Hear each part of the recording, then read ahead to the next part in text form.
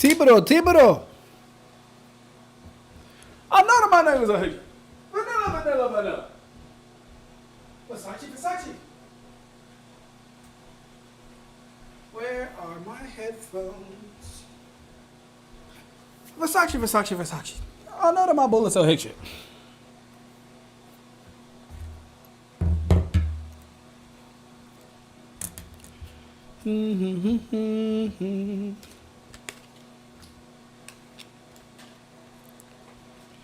What is going on, freaky bros? Give me 1 second. I'll be right with you, beautiful people. Get my wallet in order.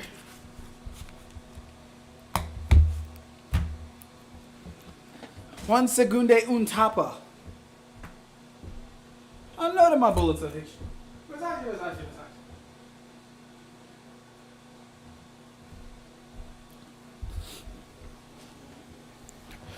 Okay.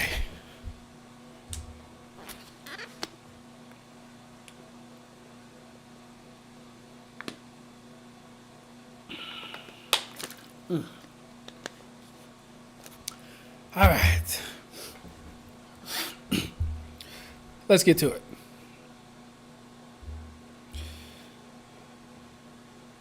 How are you guys doing today? Don't know if anyone's here, but I know people are going to watch this on a playback.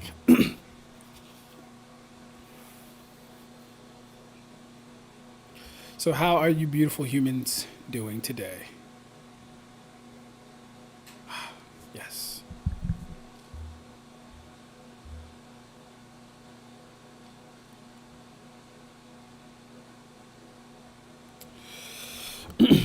We got Valkyrie in the chat. We got Kai in the chat.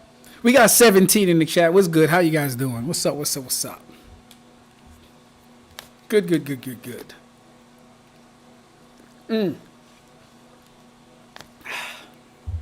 Sorry I've been away.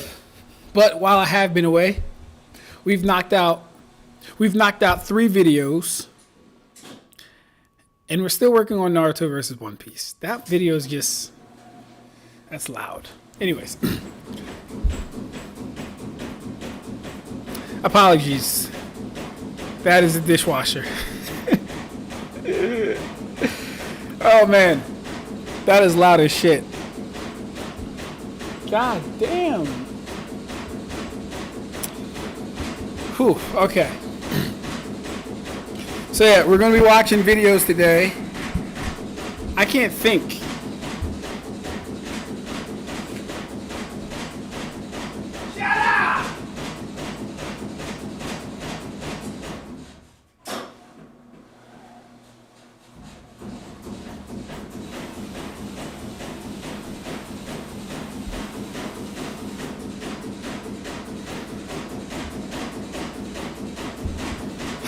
Okay, we're just gonna have to deal with that. It's like 5 minutes left on the thing, I think.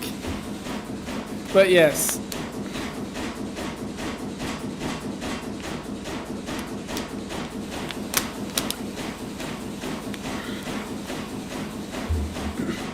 You know, we won't start until that thing shuts the hell up. How are you guys? Tell me what you guys have been watching and stuff. Did you guys watch Stranger Things Season 5? Is anyone watching House of Asher?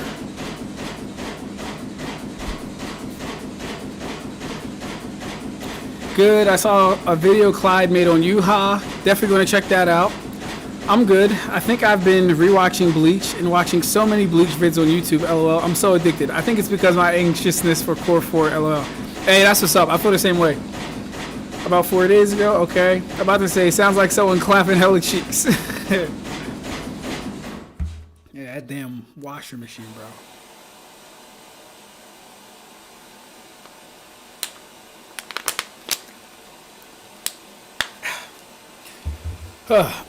But yeah, tell me about what you guys have been watching. House of Asher, Stranger Things, Welcome to Derry, any new shows, any new movies? Valkyrie's rewatching Bleach. That's great.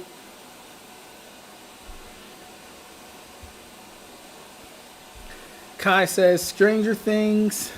And House of Asher, no. Okay, so House of Asher comes from Spartacus. I don't know if you've ever seen Spartacus. It aired on Stars around like, I want to say almost 15 years ago, bro. And it was fire. It was Game of Thrones before Game of Thrones was a thing. And it's now featuring one of the side characters that died, but they brought him back in like a spinoff. And it's House of Asher. Really good. Really good so far. But I did manage to get a Nintendo Switch emulator, though. Okay, I don't know what an emulator is, but if we can play Smash Bros. Together, I'll definitely play you. I'll definitely play with you, bro.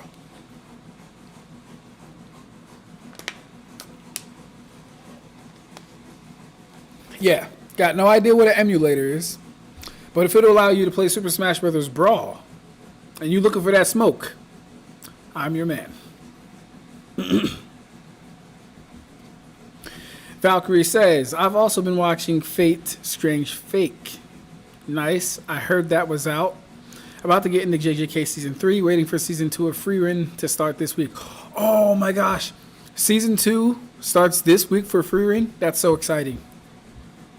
That's so exciting. I love Frieren. Such a good, wholesome anime. Emulators are. Oh, they are. So are you challenging me, Kai? Non-legal ways of playing games. Oh. So you're a criminal. How unfortunate. Yep, the 16th. Okay, bet. Yeah, I can't wait, man. Who was your favorite character in Frieren, Valkyrie? If I had to pick, my favorite character in Frieren was probably Old Man Hyter. Yeah, depraved priest, Old Man Hyter. He's probably my favorite character because he's hilarious. He's hilarious, but he's also kind of dignified, and he has that like sense of aged with him.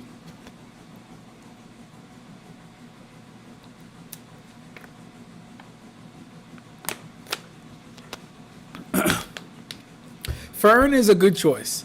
Fern is a lot of people's favorite because she's extremely personable. You know what I mean? She's that like motherly figure. She's caring. She's super strong. She's smart as shit. Damn near prodigy, quick learner. Fern is a good choice. I like Fern too. I mostly use them for games that aren't being sold anymore. Okay, nice. Yeah, that's dope. But yeah, so let me tell you guys about the videos that are coming out on the channel pretty soon. Number one, and since you guys are here, I'll just pull up the joint for y'all. Why not, right?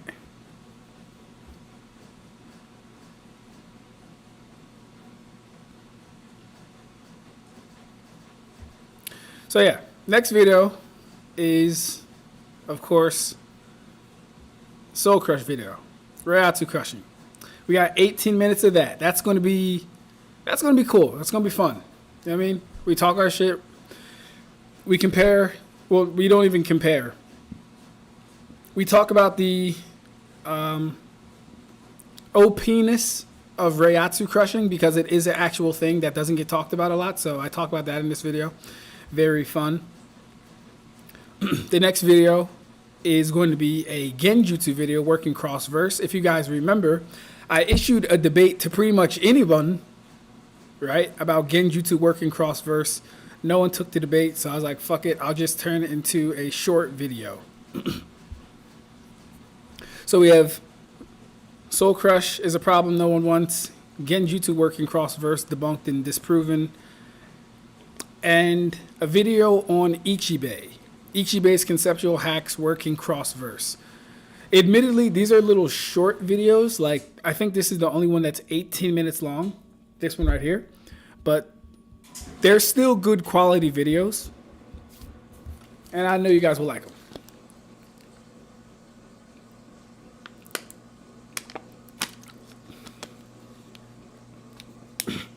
But yeah, that's pretty much where all of my going live time has gone for the most part. Aside from that, I also haven't been home to go live. I can only really go live in certain places and certain spots when I'm staying with my friends or my brother, I can't go live. But when I'm here, I can definitely go live. So that's what's kept me preoccupied. Let's see what we have. I love the scene where Frieren literally farmed Aura against Aura. Oh, yeah. Wait, was Aura that one demon? Yeah, Aura's that one demon that had the scales, right? Yeah. In season 1, yeah. Aizen's Reiatsu is the strongest, in my opinion. No one can come into contact with him without being severely harmed. Yeah, Aizen definitely has like one of the most potent Reiatsus. Ichibe definitely works crossverse. Hey, Kai, there's people that disagree with that notion, bro, and it just baffles me to no end. Baffles me to no end how they come to these conclusions. It's time. Alright, where were we?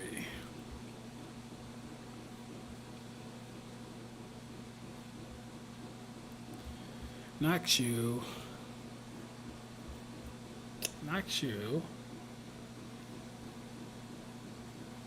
So many effing tabs. We got Karibo in the chat. How you doing, Karibo? What we may expect from a non-Jinchuriki Ninetales, like full Ninetales. Alright, we'll get back to that. Right, how strong is Naruto?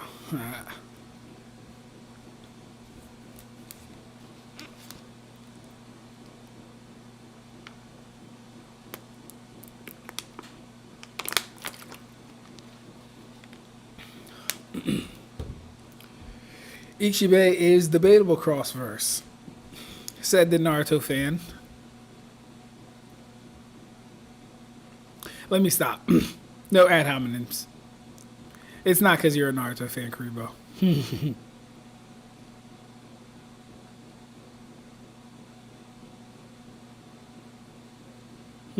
Okay. Alright. Now, there are some videos people recommended to me. In fact, I think Karibo had a video he recommended, and I told him to let me know. Let me see if I can find that.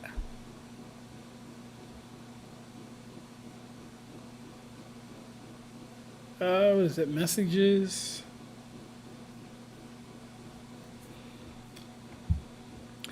Ichibe literally said himself, whether Shinigami Hollow human doesn't matter.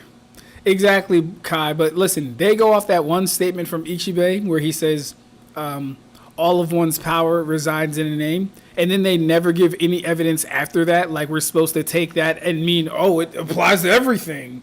No. I recommended 2 videos. Okay. Let's see if we can find my messages. Chat. What is this?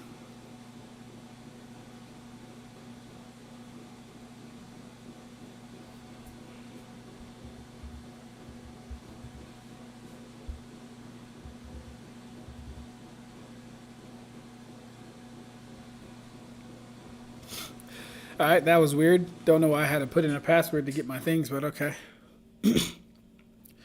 Okay, what do you think about this video? Here's another video you should check out next stream. Alright.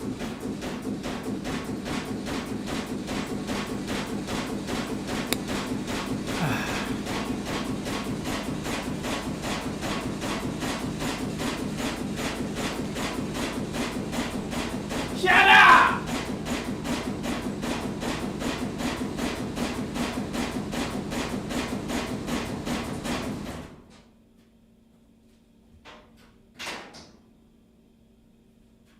What in the hell is happening, bro? And it's not what? Hold on.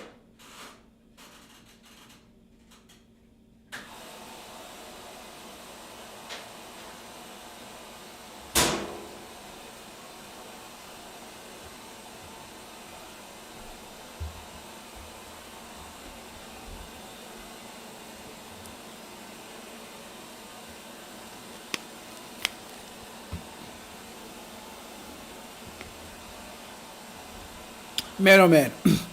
I apologize. I have no idea what is going on with that machine. Yeah, it is very angry. Yes, it is, Valkyrie. I have no idea what's wrong with that damn machine, though. Ichibe. Right. Ichibe literally, okay, I recommend 2 videos. I think Ichibe gets downplayed a bit, and it's kind of ignorant thinking on their part. Ichibe is one of the strongest people in Bleach. I'm here! I'm here! I'm here! I am activated! I am activated! You haven't missed much today. This damn washer machine keeps going off and fucking up the live, basically. It's because what does Ichibe do against a nameless fighter with nameless weapons and or abilities? Here's the thing. Here is the thing. It doesn't matter to Ichibe 6 ways to Sunday if you have a name, if you don't have a name, if you don't remember your name.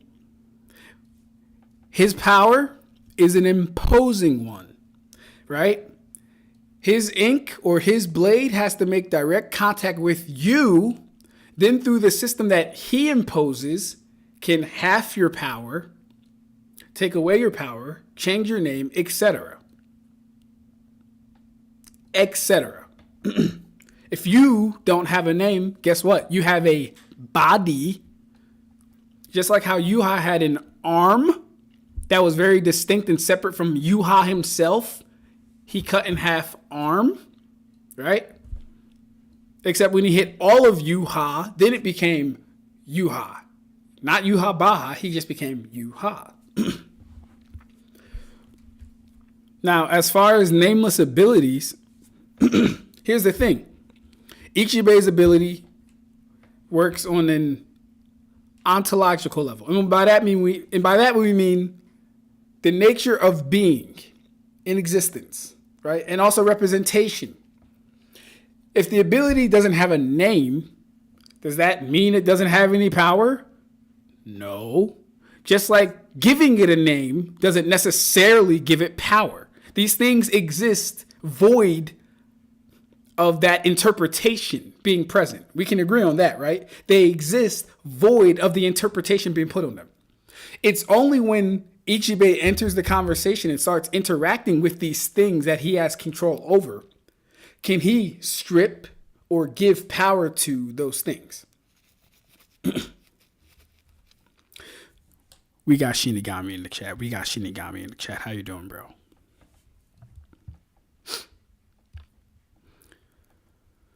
He can just give the nameless a name. Exactly. I was waiting for times like this. Gonna cook dinner, then draw storyboard abstract. Nice, bro. Also, were you able to talk to my friend about a commission? Yeah. Not a good time, Shinigami. I have not reached out to him since our last thing. Not a good time for that, honestly, right now. Abstract is a fan of white. He likes white for his browser. Lol. I do, actually. Yeah, I actually do. That dark browser thingy is, I'm not a fan of the darkness, man. I'm not really a fan of it. Wait, Karibo, you sent me a lot of videos. Let me see this one first. I am ashy than a bitch. I missed everyone and everything. Oh, cap and cut. All right, so you sent me a cap and cut video. It's funny because I've debated this guy on Twitter, actually. So, or I don't want to say debated. We've had conversations where I felt like, never mind. It's cool. I'm not gonna say it. It's cool. Cats in art history. That's right. Shinigami did send me some videos. A lot of people sent me videos. We're gonna try and get as many as we can. I'm going on a road trip with. Naruto has. All right, 15-minute video. Chakra and Naruto is confusing. Is anyone confused about Chakra? Is this a video I need to watch, Karibo? Karibo, will he tell me anything I haven't already disseminated about Chakra? Because I don't want to waste time here. My fiance is going to be home very soon. I don't want to waste time. Do I need to watch this video? Is Cap and Cut going to teach me some shit that I have not already spoken about? That's what I need to know from you, Karibo. I'd like to know it now. You know what? Oh, I've been waiting to do this. Let's do this. Let's ask AI. Summarize the video. I've been waiting to do this, bro, because I've been doing it with my content, and it does pretty good. So I have faith in it. Okay. The video discusses the inconsistencies and confusing aspects of Chakra in Naruto series, highlighting how its definition and function have evolved and often contradicted themselves. Cool. Early Naruto's portrayal of Chakra. Initially, Chakra was treated less as an inherent commodity and more as an asset developed through training. Naruto's ability to create 1,000 shadow clones was initially attributed to skill rather than a large chakra pool. I don't know about that. Sakura and Ibisu's explanation of chakra. The series later introduced a more standardized explanation defining chakra as an energy source created by molding the body's physical and spiritual energies. Ebisu further introduced stamina as the totality of mental and physical energy before it's molded into chakra. Okay, cool. Contradictions in chakra nature. Despite the explanations, the series struggles to consistently define whether chakra is a developed asset or an untapped reserve.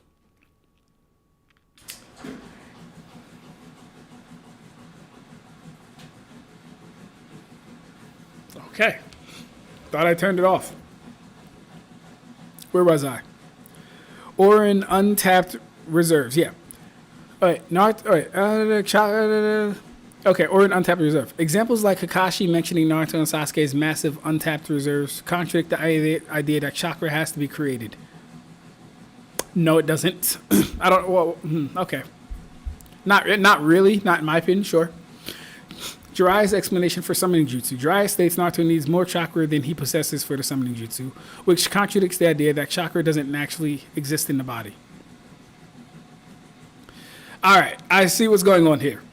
So he's confused on the chakra colloquialism thing versus what ninja actually see it as when they're See, Karibo, remember when I always say chakra for the purpose of remember what I always say, chakra molded for the purpose of jutsu versus it just existing in your body and them calling it chakra? This is what he's having a problem with. I don't know if I need to watch this video. Don't think I need to watch this video. I don't know if I need to watch this video because I haven't read anything from this AI explanation, which is very good. I haven't read anything yet that has take me back. Let me keep reading though. Statement as the totality of mental physical energy before it's molded into chakra. Okay, cool. Okay, hold up. Did I say that or did he say that? I said that. Okay. Anyway. Doesn't actually exist in the body, right? The explanation that Kurama siphons Naruto's chakra in KCM mode contradicts the established rules that chakra is not stored and must be created. The threat of dying from chakra exhaustion is also debated, as the series states both stamina and chakra must be expended to die. All right, so in this is more of a language problem because when they say stamina, they do really mean chakra. It's just no one's going to go out their way to mention. And I'm speaking like off the cuff, right? So I don't know the exact scenario.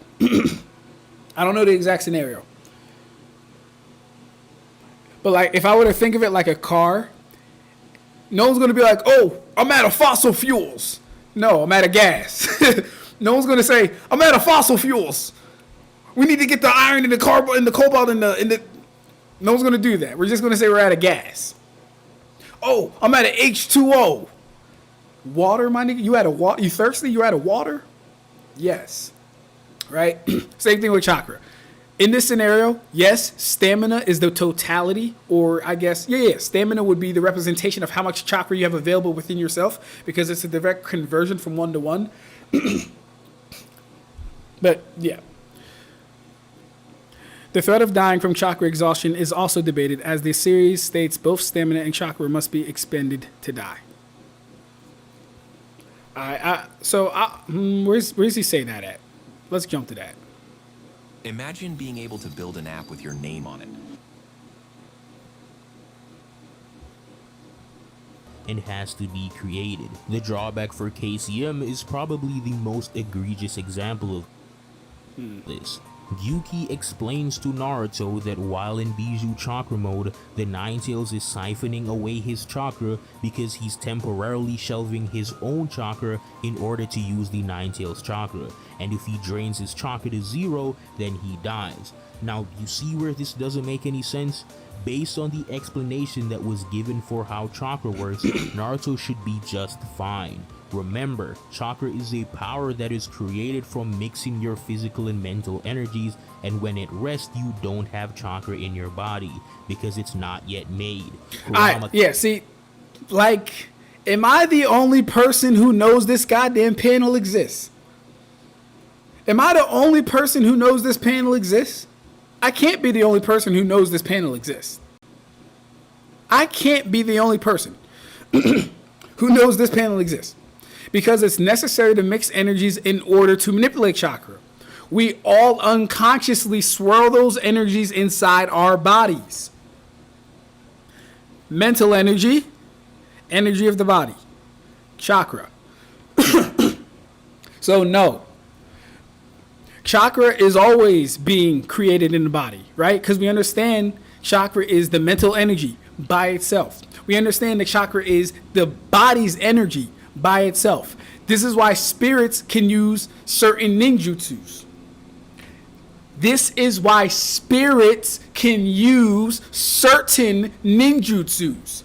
Because although they don't have body, physical chakra, they would still have mental energy or spiritual energy, right? Which is another form of chakra. Human beings constantly are mixing both of these things in order to create chakra. He didn't talk about that. Someone tag Cap and Cut. Hold up. Karibo says the energies are swirled but not mixed. All right. So let me ask you something. Why would Jiraiya go out his way to say, because it's necessary to mix energies in order to manipulate chakra? He didn't say to create it. He said manipulate it. He says we all unconsciously swirl it. Oh shit, that thing is bitching. Hold on. Hey man, you throwing off my groove, man.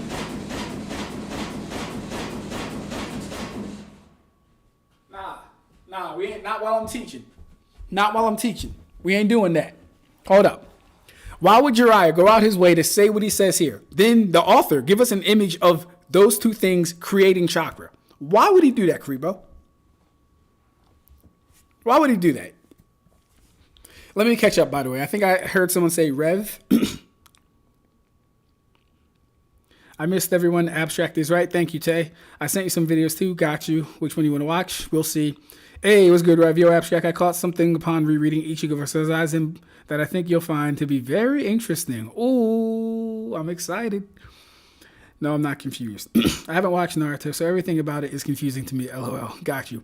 Watch it. It's a good watch. I don't see Rev. I don't know, man, because I haven't needed to watch the video to already point out like things that I'm disagreeing with. And disagreements are fine, mind you. I don't mind disagreeing.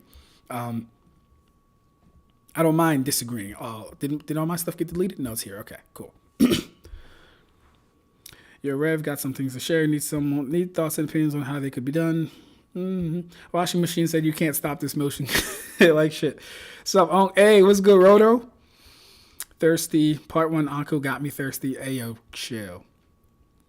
Oh, wait, what? Wait. Is that Mugetsu, bro? That's Mugetsu. Yeah, the Roto's Mugetsu. That's right. Where your ad blocker at? Are my ads acting up? That's crazy. I have no idea. You act like L. The energies are swirled but not mixed. Right, addressed it. Motherfucker, you know what swirl does. Look at the picture Kishimoto drew after the swirl. Right. So, Karibo, you know if I were to swirl pancake mix and eggs together, you know what would happen? They would blend. If you were to swirl pancake mix and egg, they would blend. They would become one. Machine, I want attention. Robo's eggs? Do you have shoes in the dryer? No, bro. It's not shoes. It's what is it? It's I'm washing some blankets. Washing some blankets. Wink, wink, wink, wink, hint, hint. Washing some blankets. That might have y'all too young for that. Comprehension, LOL. Yo, hey, what's good, Grid? How you doing, Grid? If I take egg yolk and milk, hey, yo, Tay, we on the same shit. Come on, Tay, talk. Yes, I knew it was you, Mugetsu. Your thing always throws me off because it's not the, it's not the old thing. But I knew it was you. If I take egg yolk and milk and swirl them, will they mix? Yes, they will. Let's not play games. Let's not play games. All right, let me get back to breaking this video down without actually watching the video, because this is actually a little better for me to do. Okay, where we at? Okay, well, actually, because that's right. He was saying that if Ninetales takes Naruto's chakra, it doesn't make sense because chakra's not always being made and stuff, but he missed that, so. To use the Ninetales chakra, and if he drains his chakra to 0, then he dies. Now, you see where this doesn't make any sense? Based on the explanation that was given for how chakra works, Naruto should be just fine. See? and here's the thing. I want to make this clear. When I say this, I don't want to feel like I'm stunting on nobody or anything like this, right? But when people say Naruto fans don't read their own series, right? And you got to get the Bleach guy to come tell niggas that, hey, chakra's actually made unconsciously in the body. Jiraiya said, when I got to come and do that, it lets me know I'm doing, what do you think I do all day? It lets me know, what do you think I do all day?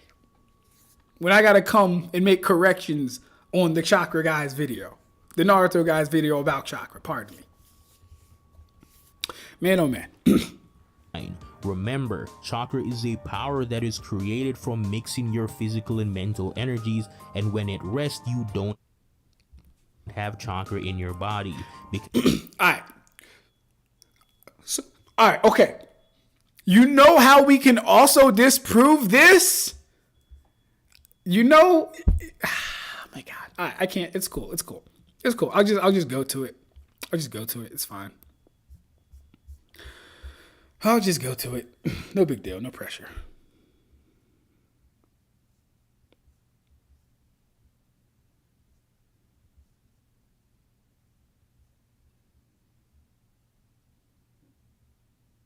Where is it at? The plea, comrades, unforgivable, game over, capture the strongest enemy predator. I know it's in between these. The battle begins. That sounds like invitation from the sound. They take Sasuke. Pursuit, failure. Might be failure. Yeah. Oh, you got to be kidding me. That just happened. 188. All right. That's all right. So the claim is that chakra isn't passively made in the body. What chapter I said that was? 188?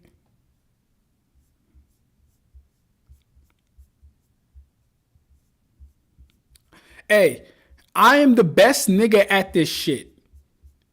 I am the best nigga doing this shit today. How did I find the exact thing I was looking for? I just got to go a chapter back. A chapter or two back. Okay.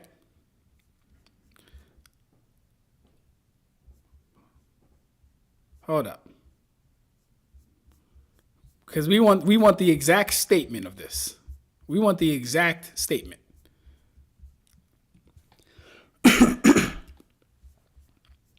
Give me a second, y'all. Okay.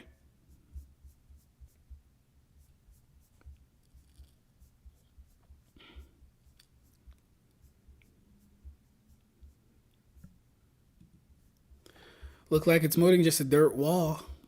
What's happening? It's bad. He's siphoning our chakra like lamp oil.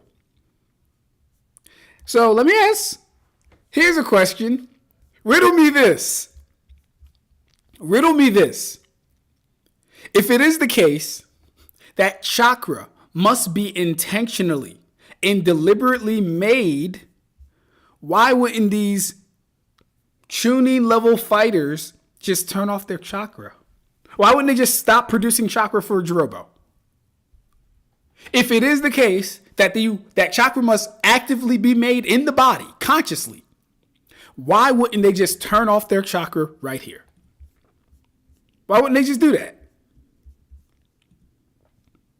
I mean, after all, chakra is a thing that has to be consciously made within the body. It's not like it generates itself. It's not like these people have spiritual energy. It's not like these people have physical bodies.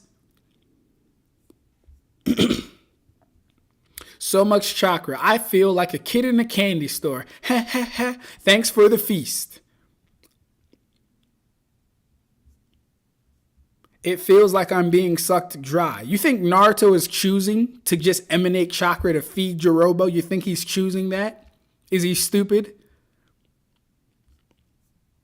Is Kiba also stupid? Is Neji stupid? Is Shikamaru dumb? Kuribo.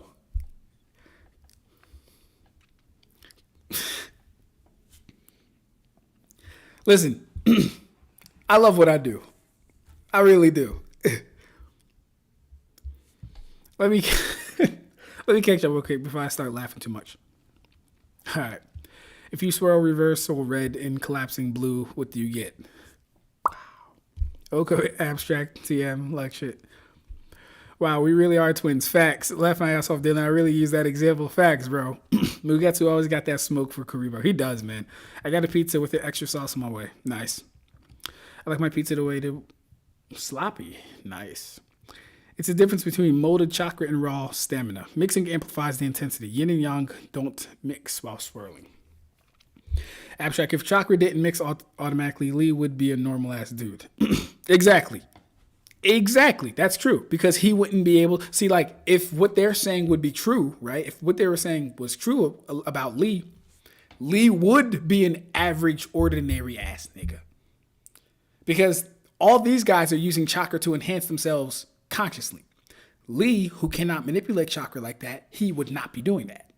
But he can still fight with them and stuff because he does have chakra. He's using chakra. What exactly is chakra? Is it like Reiatsu? In some ways, yes, but I would say they're more different than they are alike. Chakra is the backbone of the verse. As I just kind of broke down, it is actually your spiritual energy and it is actually your physical energy, right? It is both these things separate and it is both these things together as well as, it's both these things individually and together, right? This is why in Naruto, being drained of all your chakra can kill you. If you lose all your Reiatsu in Bleach, you do not die. You get tired, but you will not die. Unc, I can hear your sailing birds change the battery. No, we don't got no smoke detectors in here, actually. That's a fire hatch now that I think about it, but we don't have any smoke detectors.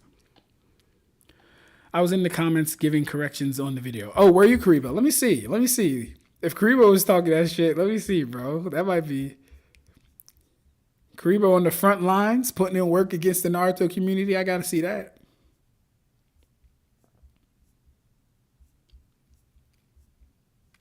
All right. The confusion should be cleared up right here when they call the two energies the two chakra. You're tripping yourself over molded chakra versus non-molded chakra. Everything falls into place. Okay, hold up. I literally addressed and debunked this. It never says chakras. Viz made that up. I timestamped where I am at.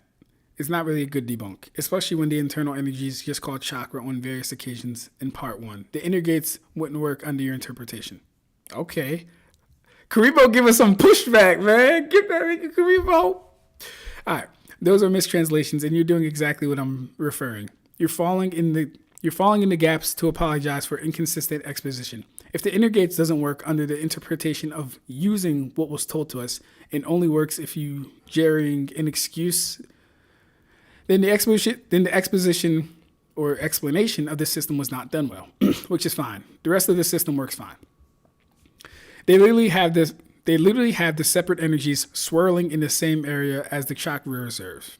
The diagrams clear up any confusion. All the diagrams are part of the explanation. Yeah, using that doesn't work because the chakra reserve is shown to be in the chest in some diagrams, separate from the energies. The chakra reserves are shown to be in the stomach consistently, whether it be through diagram or Byakugan vision. The reserve is always in the stomach. Nice. I like that. Hey, I clap that up for you, Kurubo. That was good. I appreciate that. See, I appreciate it because you're not letting misinformation go unchallenged. Even like, I'll say that whether you're right or wrong about it, right? You have your own fucking mind, which I value. You have your own mind. You're not just up there, agreeing with everything being said because he is a Naruto guy. You have your own mind. I like that. Stamina as in non-modic chakra, and the empty bar would be modic chakra. Are you guys here for the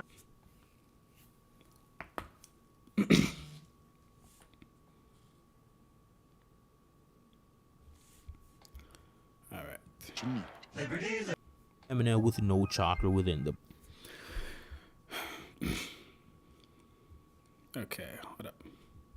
All right. These show, in easy terms, the flow of physical and mental energies collectively called stamina, which move within the body whenever a ninja uses ninjutsu, taijutsu, or genjutsu. This diagram represents the healthy state of full stamina prior to use of a technique. So, and here is where we talk about molded for jutsu. Ebisu's stupid ass explanation, and I hate this nigga in the way he explains it because he's part of the reason Cap and Cut is not understanding what's going on there. Ebisu is part of the reason, right? Because this would seemingly contradict what Jiraiya is saying and even what Sakura said during her explanation. Because under his purview, chakra does not exist until it becomes chakra. Under his purview. Ebisu, that is, right? His explanation, though, is only referring to chakra molded for the purpose of jutsu.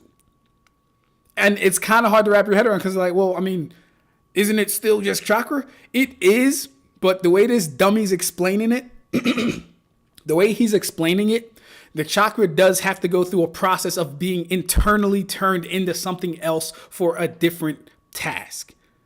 Fireball jutsu, genjutsu, chidori.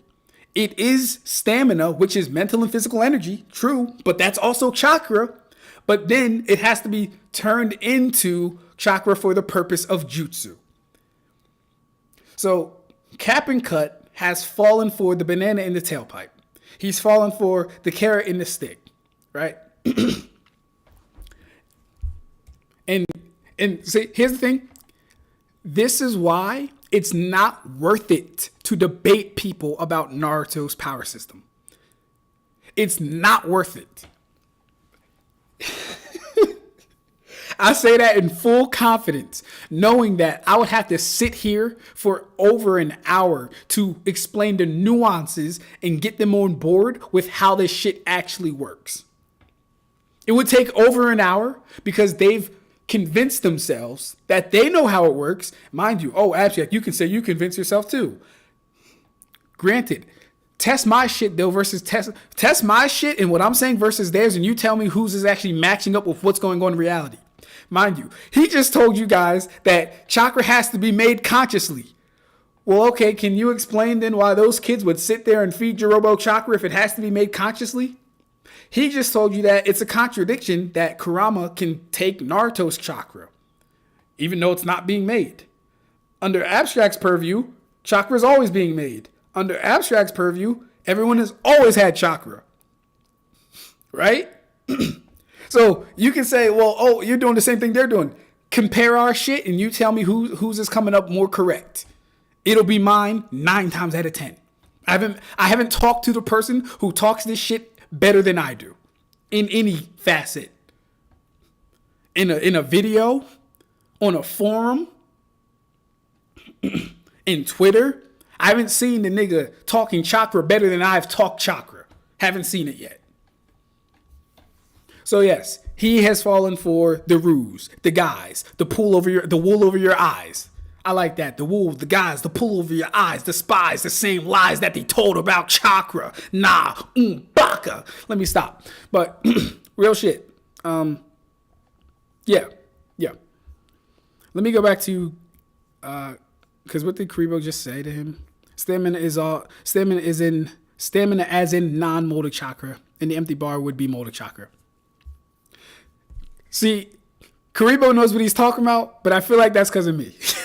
I'm gonna take credit for this, Karibo. Yes, I am. You've been sitting in my lives long enough to where you can actually talk my rhetoric. I don't mind. I give it to you though. Let me stop, bro. Let me stop. Okay, let me go back to the ass though.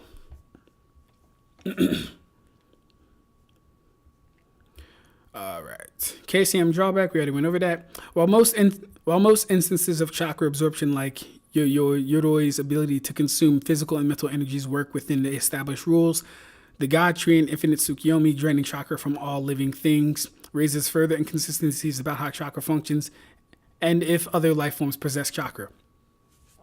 Do I even need to say anything about what he just said?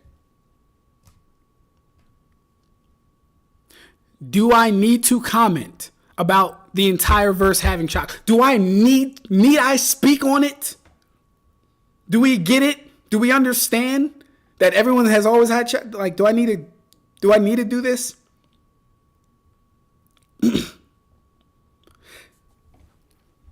Listen to my shit. Listen to his shit. You tell me who's is actually stacking up with the story. Because he's confused why all these things are happening in the story. Ab-Stract gets it. And I don't get it out of ignorance. I understand exactly what's going on. He made a video about being confused. Karibo, why would you point me to a video about a nigga being confused about chakra in the first place? Did you think I was confused about chakra? Karibo, I'm gonna light your ass up one of these. Let me stop, bro. Let me stop. Nah, I'm having fun up here though, man. It's been a minute since I got to go live and talk some shit, man. This is funny though. I'm not. Listen, if you don't know why everyone has chakra in the verse, go watch my shit. Go spin one of my clips.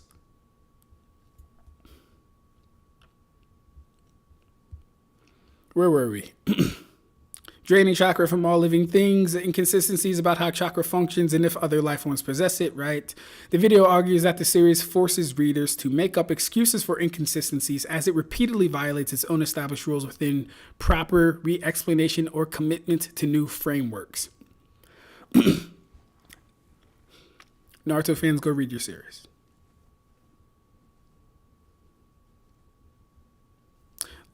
Who's agreeing with this? Let's see if anyone agrees with this. You have to build chakra with physical and spiritual energy. That is, when a ninja refers to you having a lot of chakra or not having enough chakra, they're referring to how much stamina that ninja can convert into chakra at the time and the size of that chakra compared to how much another person can build. For example, Neji says that Kisame's clone has much more chakra than the Naruto he faced in the tuning exams. This means that Kisame's clone can build chakra in greater quantities at a time than Naruto as a child.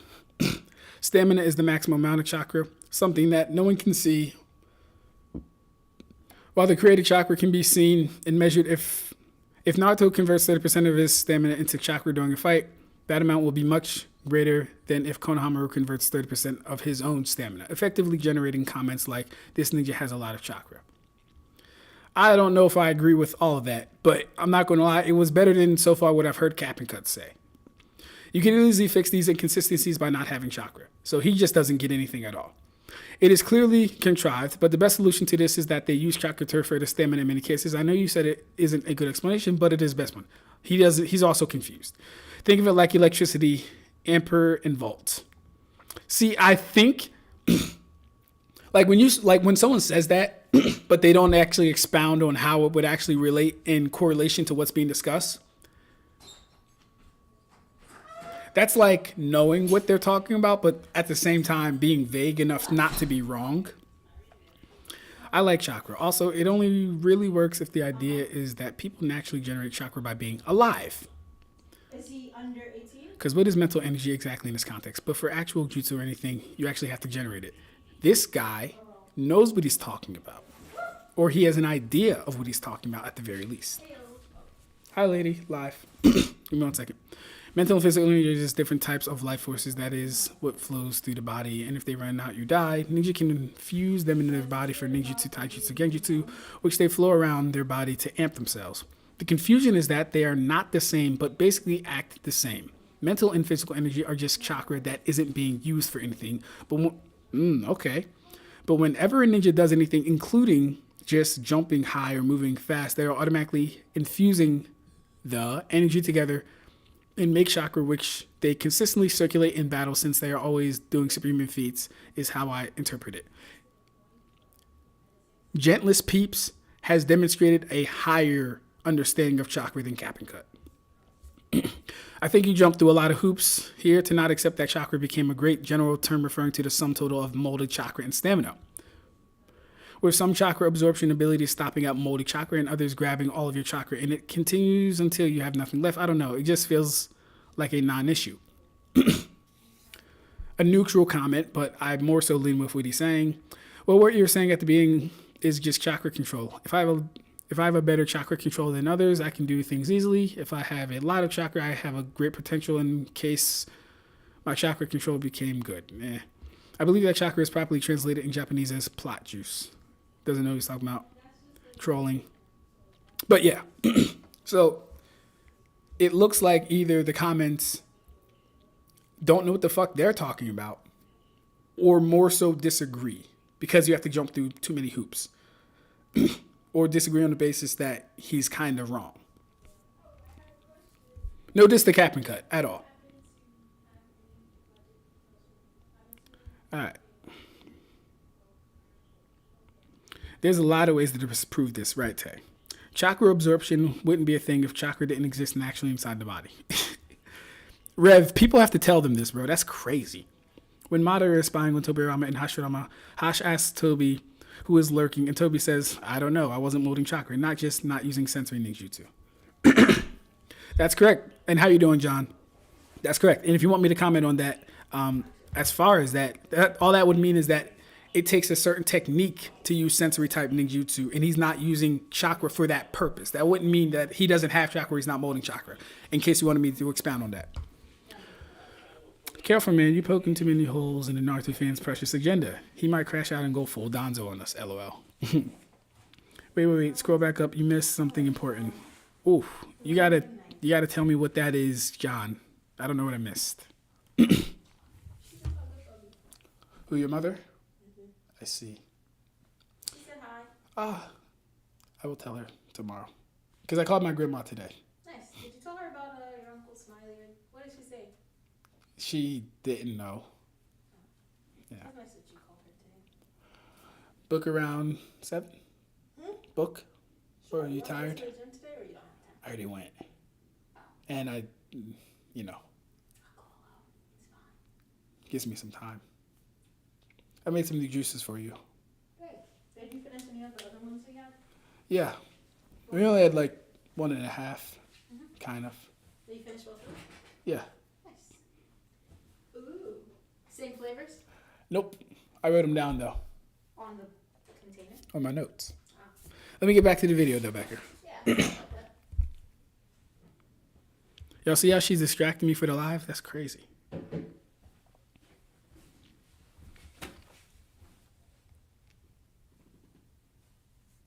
Is it there or there? What up? See? Oh no. Oh, there it is.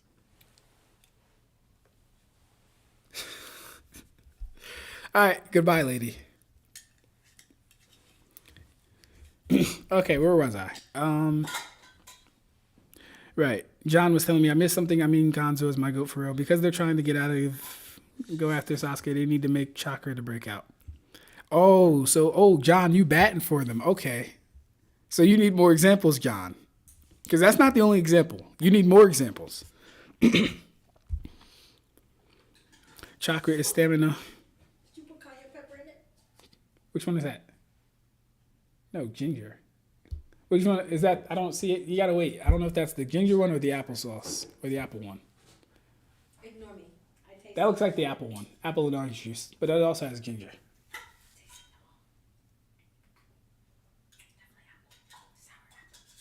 I put a whole lemon in there too. It was too sweet for me. All right. Karibo says, Rev, chakra is stamina. Chakra is mental energy. People get caught up with molded chakra for ninjutsu. Nah, people don't get caught up with it, Karibo. That's what's actually going on. This would also be a good time to point out that physical and mental / spiritual energies is referred to as chakra or chakras, sometimes in part 1 and all the time in part 2. Exactly, Grid. That's also something he's missed. But come on, sure, Shikamaru is near victim.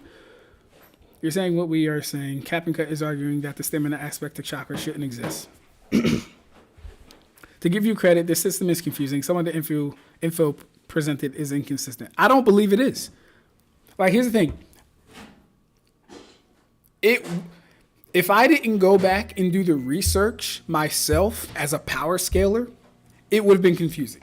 If I just read or watched the series one time through and didn't take notes on any of this stuff or actually do a deep dive in it and look at spiritual energy as it relates to spirits in Naruto and them using techniques and the Shinju tree and all this other stuff, it would be confusing.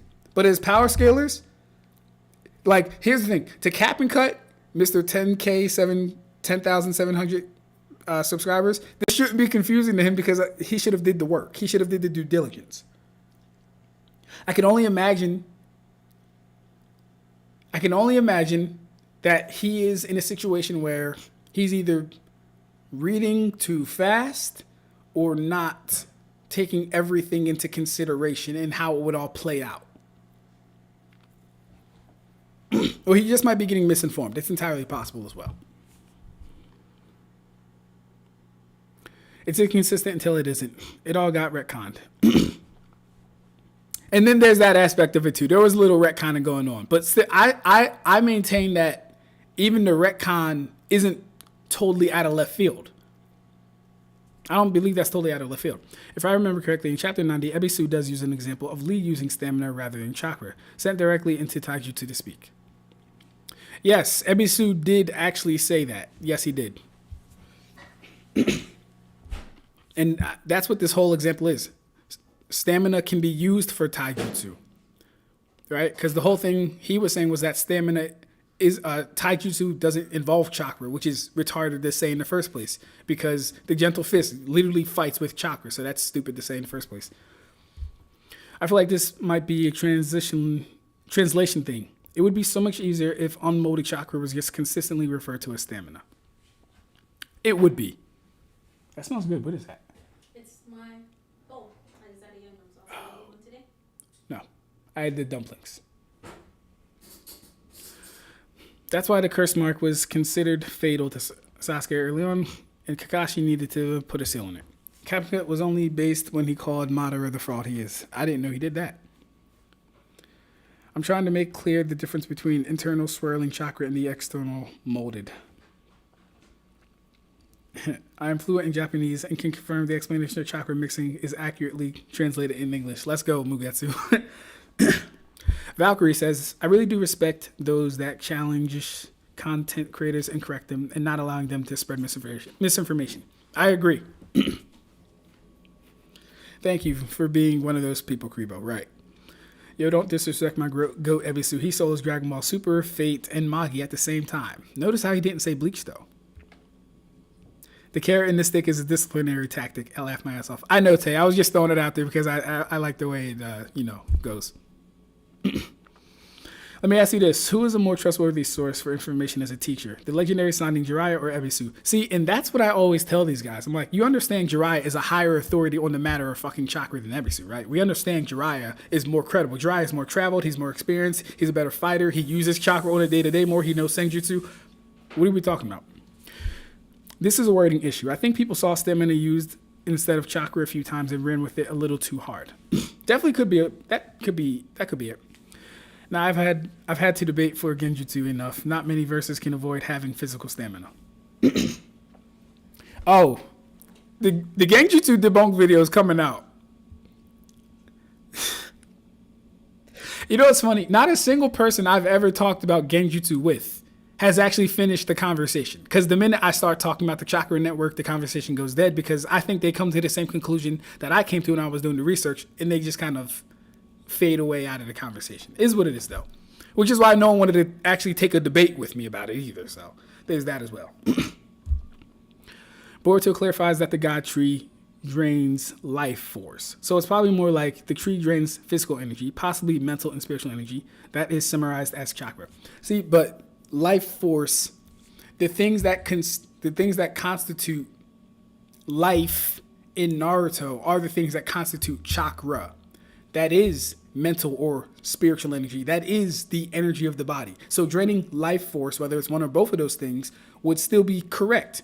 And like I said, we've also seen spirits just use jutsu, which would mean they have chakra as well. That was something I had to come to grips with that I did not really enjoy coming to grips with. But after I did the due diligence, I was like, no, I have to give it to them. The spirits would have to have chakra. They necessarily would because they're performing jutsu. So yeah. But not necessarily the same as chakra, ammo, or substrate. That's actually used practically. How much chakra would Diddy have? Ooh, that's a funny question.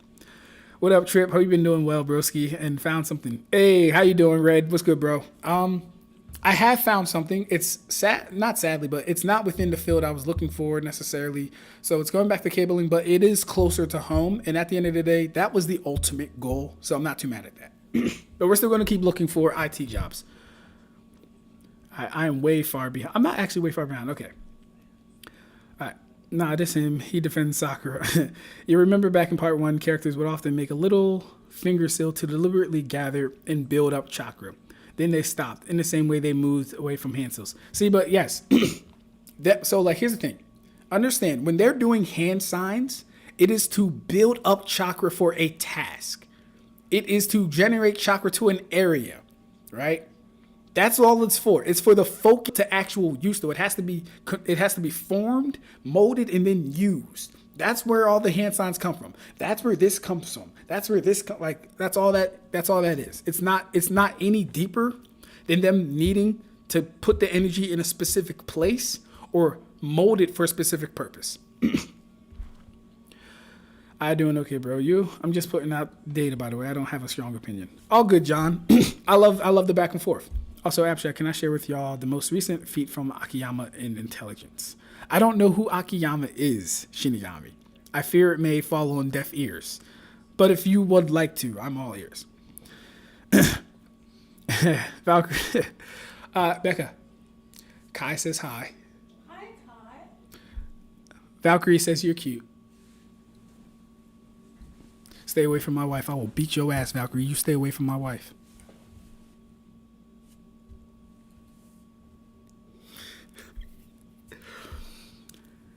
Mugetsu says hello. Hello. Michael says hello. Hi. How you doing, Michael? Who the heck was that guy? I don't know, Michael. Who did you see? You talk about Ebisu and I forgot about his face for real. Hey, we got Rex in the chat. What's good, Rex? I don't know why I remembered now, Ab-Stract, but sorry for asking, but he understands completely and is patient. I don't know who we're talking about, Shinigami, but I have faith. Shinigami also says hello. Hello. All right. In Japanese, the kanji used for the word for vitality. Vitality can either mean virtue, endurance, or resolve. Different translators may interpret it differently. Would the Sharingan resist Shinji's Shikai? Resist it? No, it wouldn't resist it. It could help in determining. It could because here's the thing: Shinji's attack is a chemical agent. It's not a projected. It's not anything projected into reality. It's literally a chemical agent that messes with your brain. So the Sharingan could possibly, if this is equalizing, they can see spiritual energy, it could possibly make out where Shinji is, but it would still be upside down and reverse and stuff. But it could definitely help, I think. Akiyama is Shinichi from Liar Game. Oh, wait, from Liar Game. I don't know who is that boy?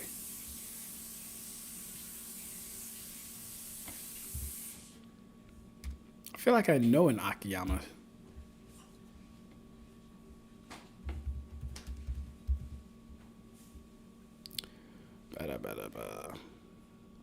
Oh yeah, I have no idea what this is. I haven't seen this yet, Karibo. I'm sorry, Shinigami. I haven't seen this yet, bro.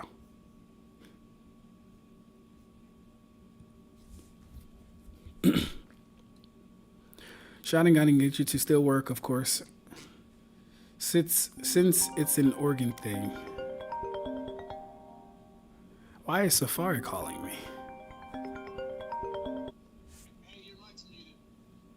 Is it? Alright, hold up. Thank you, Tay.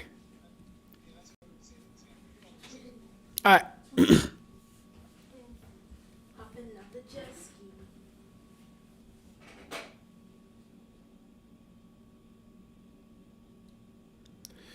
Let me see real quick.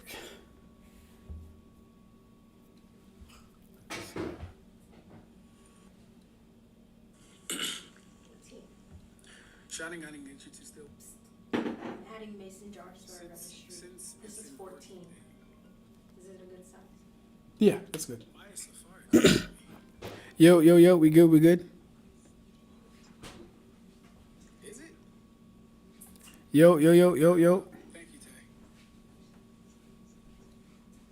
I hear myself the entire time. Now listen here, you black thing.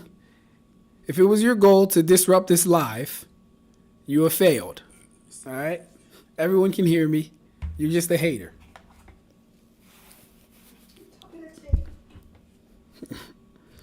No, I'm playing though. Ab-Stract getting trolled, right, Mugetsu? Guys, Ab-Stract is called in ER. Tay, they can hear me. Hold up.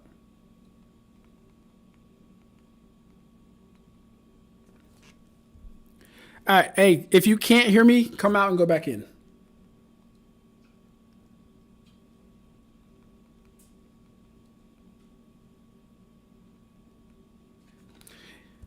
All right, hold on.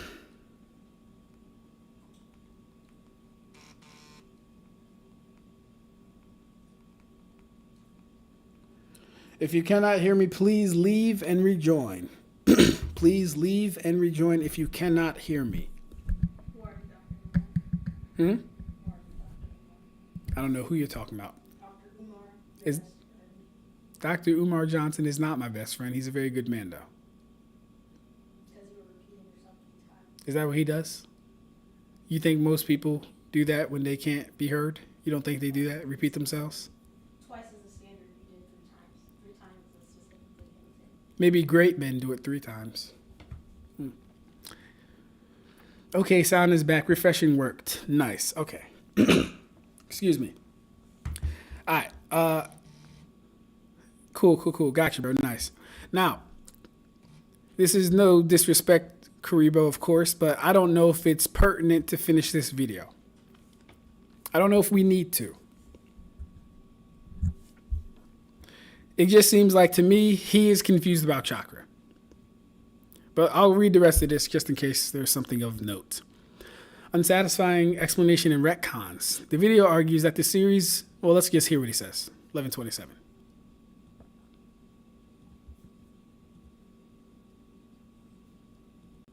Or is it just contrived apologetics? The Boruto explanation also I'll go back a has little to bit. be created. The drawback for Where's that? 1127?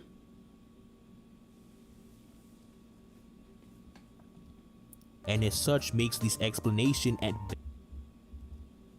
are trapped or are supposed to have all of their chakra drained and turned into since it already works functionally, and that would be an unnecessary nitpick. The Rinnegan absorption ability also doesn't have many problems either. The Preta path is only really shown to absorb a chakra that was pre-made, such as Naruto's Sage Chakra or the chakra that Kurama prepared for Naruto against Sasuke. I also don't remember any scene where it stated that someone with a Rinnegan was gonna absorb all the chakra out of somebody's body and kill them, so it gets where But why would that need to be said? I don't like Cap and Cut's voice. That's number one. But aside from that, why would that need to be said? absorb all the chakra out of somebody's body and kill them, so it gets a pass there as well. The only instance of chakra absorption that causes problems is with the Gatri, where under the infinite Tsukuyomi, the people that are trapped are supposed to have all of their chakra drained and turned into white Zetsu. It's also stated in Boruto that the Otsutsuki plant a divine tree which sucks the chakra from all living things, killing all life on the planet. But as we have been hammering home, this doesn't work unless the Gatri is either stimulating the process of converting stamina into chakra, or it just absorbs physical and mental energies. Both of these are likely scenarios, and if you posit that they could just be the case, I wouldn't argue against you. However, this wasn't stated, and as such makes this explanation at best unsatisfying and at worst just contrived apologetics. The Boruto explanation also specified all life, so do trees and plants now have chakra? Do trees now have mental and physical energies? Like, what does this even mean? And I'm not even saying that it doesn't make sense, it's just a weird implication to presuppose. And the more that I think about it, these aren't even really retcons, since it's not even committing to the recontextualization. Even in chapter 665, chakra is still being referenced as a power that you gain from linking your mental and physical energies, even all the way back to the time of the Sage of Six Paths. Like, literally, just pick one. Does he realize he's getting his information from someone who was misinformed? He does realize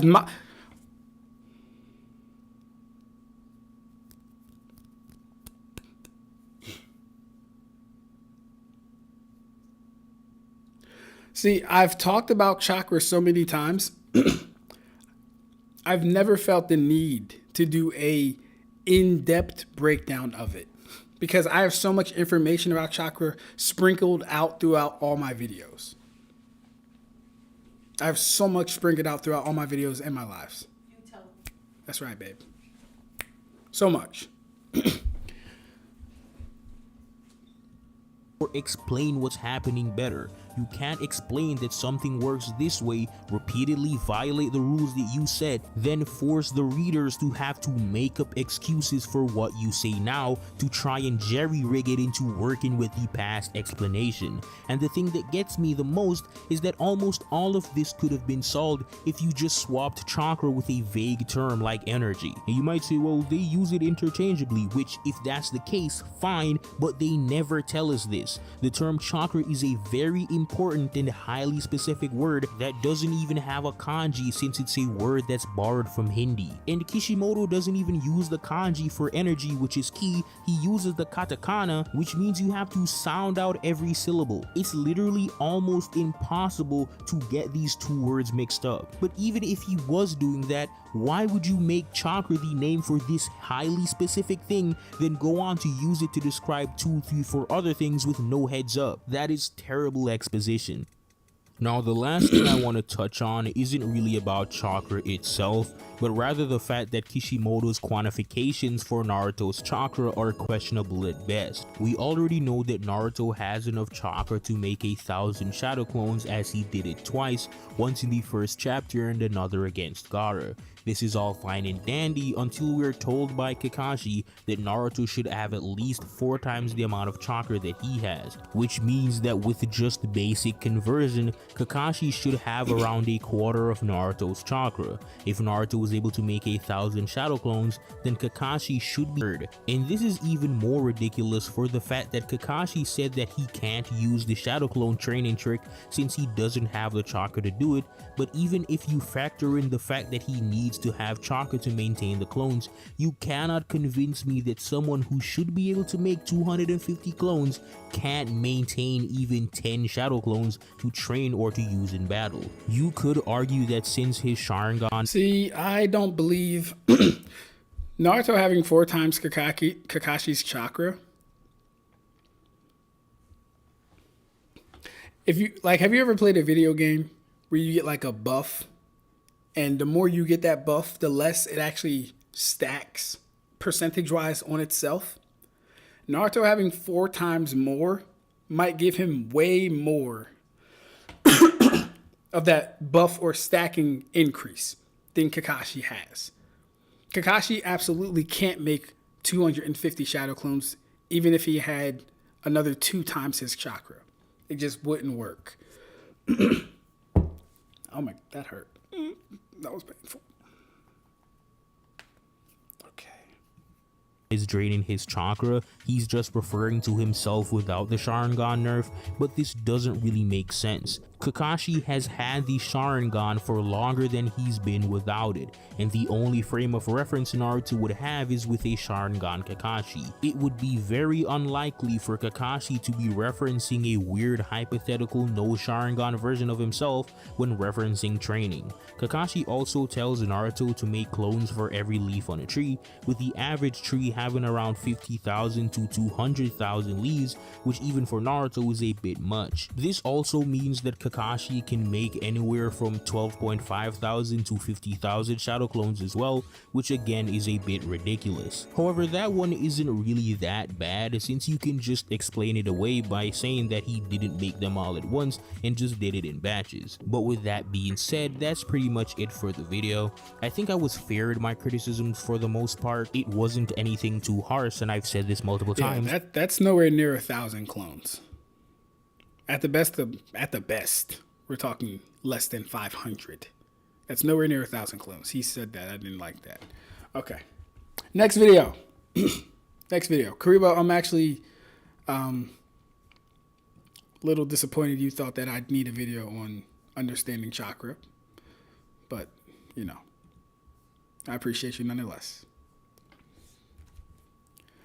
Karibo as blind as Ray Charles when he's looking for why genjutsu wouldn't work outside of Naruto. Even Stevie Wonder can find the panels easily.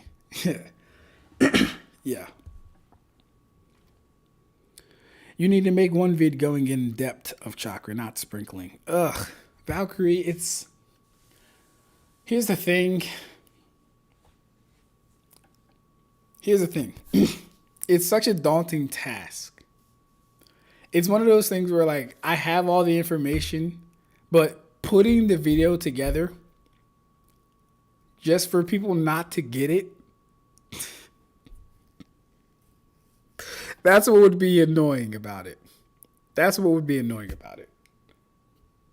Doing all the work and the effort, putting it, because it would be like if his was 15 minutes and he didn't even cover everything that I would touch on. Because we would have to start at the very beginning.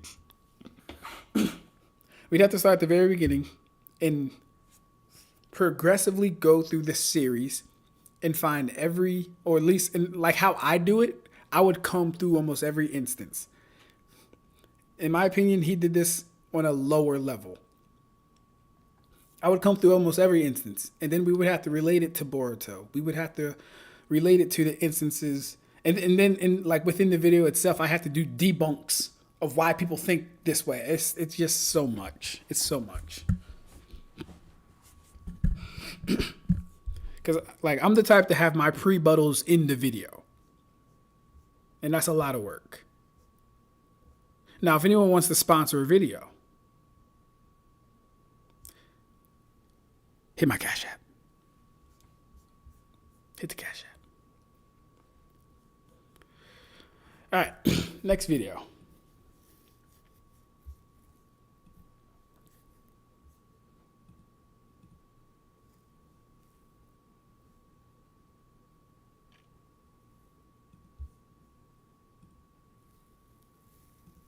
Come on, play.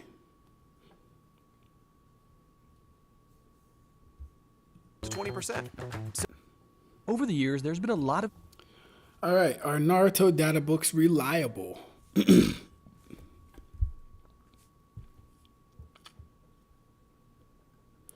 Oh yes, the Clyde video. I just wanted your thoughts, and I'm for the most part, Karibo, I am trolling. It's only because you are like the number one Naruto guy in here, right? I never mind people wanting my thoughts or anything like that. It's all just fun and games at the end of the day. You know you're right with me. All right. The one panel people use Jiraiya never says that the network is necessary for capture. Here, okay. So as soon as Karibo gets on my good side, he gets on my bad side. Jiraiya doesn't need to say that the network is necessary for capture. It's an implied thing because the network is how chakra is necessarily moved throughout the human body. Disprove that, and I will let go of my stance completely. Disprove that the karikaku, or the chakra circulatory system, the chakra network, disprove that that is not the only means to move chakra throughout the body, and I will drop my stance. Genjutsu will work cross-verse. That's not to say it can be used on everybody, but we could at least say it could work cross-verse. Tell all your friends. Ab-Stract, does this guy think every jutsu is learned at max proficiency? Did it never cross his... And see, that's another thing. We understand that the Shadow Clone Jutsu is Naruto's jutsu, right? The same one he's been doing since he has been 12. So it would only make sense that you do get better at the same thing you keep doing over and over again in every single fight. Every single fight. Yeah, it would only make sense to get better. I don't think he was factoring that in at all. Watch the Clyde video about Yhwach. All right, so that video, Kai, is about an hour long. But I have been meaning to watch Seth the Programmer's videos on Bleach. I want to see if he does it dirty or not. But I'm going to see a little bit of this first. I wonder which one he will pick. I was mostly teasing, LOL. Ab-Stract, no seriousness. I got you. All good, all good. Bro, if even after your explanation nobody gets it in the end, damn. Exactly. There's no serious issue with the Naruto community. There is a serious issue with the Naruto community. With read comprehension, I would by now give a book. Start 2026 with a good book. Now that Power Fantasy Classroom of the Elite. Raid Shadow Legends can sponsor you. Yeah. This stream is sponsored by Raid Shadow Legends. Download now for free. LOL. Who tunes into Sage's debate streams? Oh, he has debate streams? Let's check that.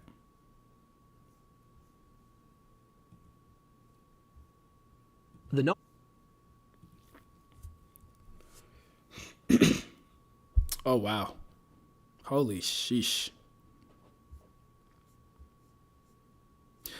Tell Sage if he wants to debate genjutsu work and cross-verse, we can definitely do that.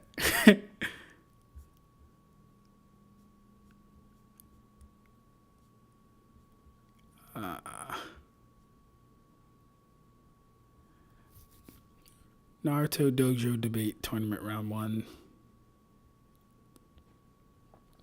Haku versus Neji. Fry Kage versus A. Yeah, nothing I'd be interested in, to be honest. Oh, wait, why'd I just close it? I could have just went back. All right, I'll watch a little bit of this video, or actually I'll start how I did the last video.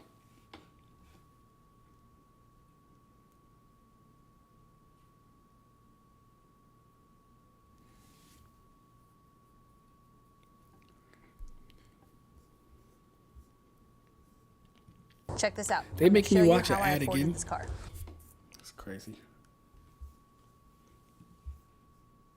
There's been a lot of discussion surrounding the canonicity.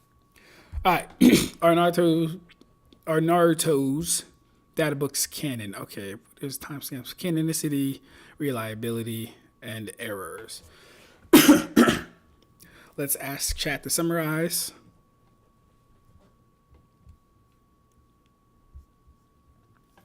The video discusses the reliability and canonicity of Naruto databooks. Here's a breakdown of the video's main points. Canonicity. The video argues that Naruto's databooks should be considered canon because they are widely considered official by fans. I know he didn't just say that. Let's go to hear him actually say that, though. Things from this. If he First, says that. the consideration of the fans. What I mean by this is that widely considered part places a particular qualifier on the text, which necessitates that it be widely considered to be X, not just X as a general rule. That means that, at least in part, the fans themselves are the ones who determine the canon, unless you think that the widely part is in regards to authoritative voices over the text as opposed to the fans, which doesn't really make a lot of sense to me. Obviously, the creator/publisher of a given work can influence what people think about particular pieces of material by labeling them as canon or not, or giving us clues as to what they think about it. But there is the fans' perception of it that ties into the equation as well. Now, I am of the opinion that the creator/publisher of a work has the ultimate authority to decide the canon since it is their work, so they have ultimate authority over it, but at least definitionally, it must be considered.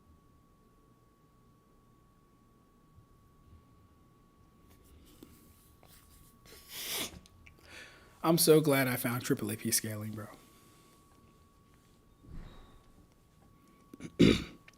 So because a bunch of dumb mother... excuse me. My lady's still here, so I'm not going to curse. So because a bunch of clowns want something to be canon, therefore it is, we the fans decide what's canon. We the fans. That's ridiculous. But he actually did say that. The summary didn't lie. He literally said because it's referred and widely considered canon by the fans, therefore it should be. They are official and authoritative, published by Shueisha and authored by Masashi Kishimoto, who is credited as both series creator and author.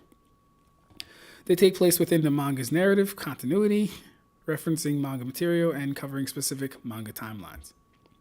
I wonder if he ever talks about the contradictions in there, or maybe that's the error section. The video asserts that the databooks are reliable for power scaling despite some figurative language. The databooks are expository reference texts, similar to encyclopedias, intended to inform the reader with facts. Are they all facts in there, though? Is that what it is? Most information presented is factual, as seen in examples like Kakashi's chapter page. Let's see. Let's take a look at a couple examples. Here we have Kakashi's databook page from the first databook. We have his name, rank, ninja registration number, mission count, mission ranks, what he likes, height, weight, blood type, who he'd like to fight, personality descriptions, favorite food. See, and like that's the thing. All that informative stuff that doesn't have to do with scaling is fine. Tell us how many missions he did. Tell us his chakra nature. Tell us his height, weight, all that other stuff. That's fine. It's when we start using it for scaling, though, it becomes like, all right, where's the evidence? Graduation ages, and stats in his shinobi traits like ninjutsu, taijutsu, etc., as well as things like coordination and potential stats. All of these things are straight up facts with no potential figurative nature. But then if we look at the banner text, it reads Konoha's #1 master of techniques, nicknamed Copy Ninja. Obviously pretty straightforward. So like, is he more of a master of techniques than the professor? Is he more of a master of techniques than the third Hokage, who's mastered all techniques? Which one is true? Which one is it? Fact. Even when we go into the main body of text, though, we read, Kakashi seldom reveals his feelings, and he's elusive in words and deeds, always aloof from the world. But oh, look at this. However, Kakashi himself doesn't make a display of his true strength. He probably knows very well that displaying strength when it's not needed is meaningless. So, like, was he using his true strength versus Zabuza? Could we argue that he wasn't trying as hard versus Zabuza?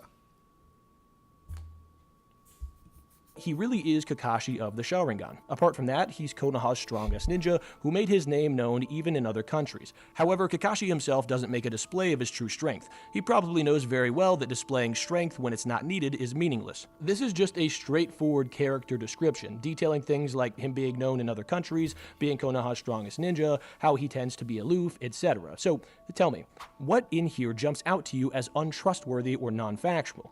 Nothing, right? One thing yes, but that instructors stuff's will look also deeper not being into used is AI for scaling. Grammarly isn't replacing the writing process. Right? Where people tend to have the biggest issues, though, are with the jutsu descriptions. So let's break down one of those. The Asakujaku databook page, much like every single other one, also tends to be mostly factual. We have the name of the jutsu, the classification, the caster, and even the categories it falls into, like offensive, defensive, short range, long range, etc. From there, we get a banner text reading, a powerful yet feathery barrage. This is descriptive, but not non-factual. Even the caption text for the panels on the same page read, only guy could withstand opening up to 6 gates, and he initiates the technique after kicking his enemy into the air. An ordinary man would be killed by a... Are we to say that Kisame, if he knew the 8 gates, could not withstand opening up to the 6th gate? Are we to say that Hashirama, Madara, could also not withstand opening up to the 6th gate? Only guy could withstand opening up to like. Oh, Ab-Stract, you gotta contextualize it. No, I'm putting it in context. I know those characters. Why can't they? I'm putting it in context. Can only guy open up to the 6th gate? No. Single blow. None of that is really figurative speech. Where you get figurative speech is in the main body text, reading, "A sakujaku is a deadly technique. In principle, it works by opening up to 6 of the 8 inner gates and exponentially increases Guy's abilities, allowing for him to punch out the opponent with an infinite number of fists. The speedy fists create a friction resulting in flames. When Guy expects certain victory, the flames that fly out from his fists paint the sky in brilliant colors like the tail feathers of a peacock." Everything in there is straight up factual information except for one piece, the infinite fist part. Now, I'm sure you caught that as I was reading it, though. Why? Because it stands out. There's a reason for this. Expository texts do use hyperbolic or figurative language, but there are rules. It's supposed to be used sparingly and to be obvious as to not confuse the reader or mislead them, as, again, the text's primary goal is to inform. This is consistent with that. 99% of everything on this page is factual, even if some descriptive language is used in presenting the facts. There's one bit that's clearly hyperbolic, but the fact that phrases like this in the databooks are both relatively rare, making up a tiny percentage of the overall text, and when they're used, we can easily detect them due to the fact that they're so obvious, means that Kishimoto does seem to be abiding by the rules of figurative speech being used in expository writing. That infinite fist part isn't meant to mislead you. It's meant to add a flair to the statement to make it sound cooler, while being so absurd that it's obviously not true, again, to not mislead you. But now that we've looked over those examples, what does this mean for the actual reliability of these texts, particularly for scaling? To describe how this should work, allow me to give you an illustration. You have a bowl of M&Ms. I want them to go into like the big things. Talk about Amaterasu. Talk about Kirin and the contradictions that brings up. Talk about the things people care about. No one cares about 6th gate guy. Not a person. Of them, let's say 90%, although this still works if it's anything over 50%, are red, with the remaining 10% being blue. What this would mean is that if you drew an M&M at random, it would inherently be more likely that you'd be drawing a red one as opposed to a blue one. So the same is true for the databooks, since by the nature of the text being expository, dictating that it's primarily factual information, which I showcased through my examples, if you were to select a statement at random, it's more likely to be factual than not. This adds an inherent probability for any statement that you find being factual as opposed to hyperbolic. Now, much like you can tell that you've pulled a blue M&M instead of a red one by observing it, you can also observe that the statement you find is hyperbolic, if it is, by the obvious defining features that come with a statement in a text like this being hyperbolic. So what this means is that these databooks should be reliable for scaling, as the majority of the information in them is factual information, and when hyperbole or other figurative speech is used, it's easy to detect. Basically, figurative speech in the databooks comes with obvious expected evidence, so if that evidence isn't present, it's unlikely to be hyperbolic. For example, if you take a statement like Kirin being light speed, since light speed attacks do exist even in the manga, and there's nothing that clearly and obviously precludes this statement from being true, we should take a statement like this at face value. With a statement like Tamari being able to blow away the entire universe, though, this is obviously hyperbolic because she scales way below people who don't even get anywhere near. Now we're using scaling. So wait, what was the prior light speed scaling to Kirin then? That actually was accompanied by feats. Because now we want to use scaling. We were talking about Tamari. Hear that here. Basically what I'm getting at here is that we should just use our brains. Don't throw the baby out with the bathwater. The existence of some hyperbole in these databooks doesn't justify the disregarding of the entirety of the databooks or even any individual statement, so long as that expected evidence isn't present. So the databooks are definitely reliable for power scaling in regards to at least the flowery language, and we need to stop this narrative that they're not due to a handful of figurative statements being used. It's easy to detect, and the majority of the information given to us in the guides is factual, so let's keep that in mind next time someone is ratting about a particular statement in one of these databooks. Does he cover Amaterasu?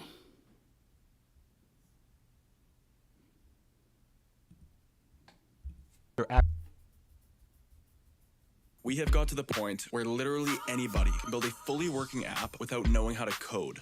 This is actually reliable, primarily due to mistakes in the databooks as well as flowery figurative language being scattered throughout the text. I'll get into the actual mistakes in the next section, so here I'll just go over the usage of figurative speech in the databooks and whether or not that detracts from their reliability. Before that, quickly, I'll just add that this is from a scaling... The Uchiha clan, originally significant as those with the fans which manipulate fire, traditionally specialize in fire release jutsu. But there is a legendary jutsu unknown outside of the clan.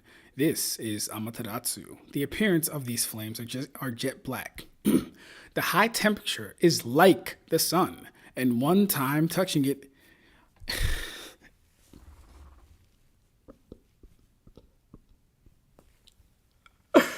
Oh shit! I've actually never read this panel before. Not gonna lie. Anytime I see Amaterasu, it has to do with the other panel. I've never read this panel before, so I just had to laugh at that part. Okay,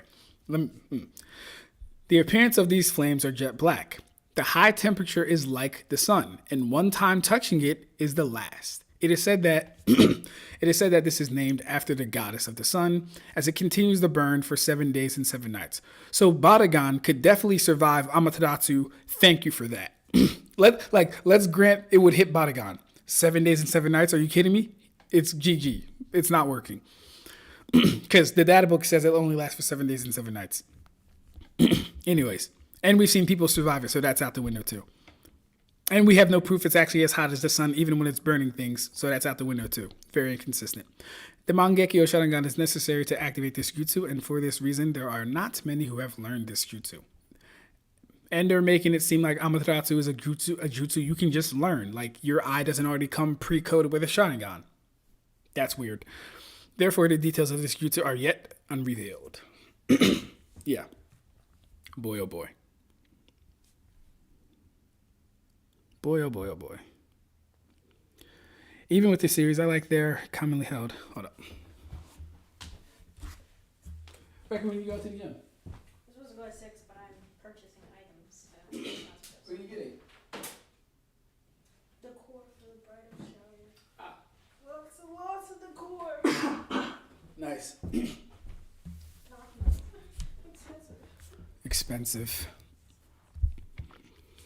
Michael says, even with series I like, there are commonly held takes I don't agree with based on what's in the story. Why would I care about what the majority thinks? Come on, like, what are we talking about, bro? In my personal opinion, the big scalers are the worst thing that happened to the community. Too many antics that made it seem okay to do childish, like y'all grown men. Yeah, exactly. AKA the weirdos who act as if they have more authority than the authors/creators. The worst people to debate, not because they're right, but because they're annoying. And here's the thing, Kai, like, this is why, like when I said I'm happy I found AAA scaling, it's because that frame of scaling actually does drive you towards a certain way to think about scaling. And when you have those tenets up, it doesn't let a lot of bullshit filter through. It doesn't let a lot of bullshit filter through. So if you want to go with the majority, I will simply default to death of the author, which is pretty much the same thing because at the end of the day, it's still fan interpretation. You just happen to be going with everyone over there, and I'm going with myself. And scaling in feats. Probably the more important thing. Buggy D Clown is widely considered a feared Yonko, a most wanted criminal/pirate. Doesn't mean he scales to other Yonko. Exactly. I really don't like those types. Ab-Stract, what do you think of Databook 1 putting Chunin exam Sasuke at 3 out of 5 on speed rating and Hiruzen at 2 out of 5? Why didn't he bring that up? That's a better question for him, Mugetsu. Why didn't he bring this up? I don't go looking for these data books. Unless, like, I need something specific, like Don Kato's Jutsu. Because that's probably, like, the most thing I've ever referenced in the data book. Don's Jutsu. Naruto fans want to read the story through the data book. Believable. Data book hate is strange. I don't know if it's hate as much as can we reliably use this as a scaling source. It's not hate. I don't hate the data books. I hate how people use them. The data books themselves, I don't really hate them. They're just books. Madara can't open up to finish the first. He really can't, could he? His fraud ass can't match anyone on his level. Exactly. It's not hate. It's called using unreliable source. Tuning preliminary Sasuke is faster than Hiruzen according to the databooks. It's not hate, Kribo. It's just people doing this strange thing.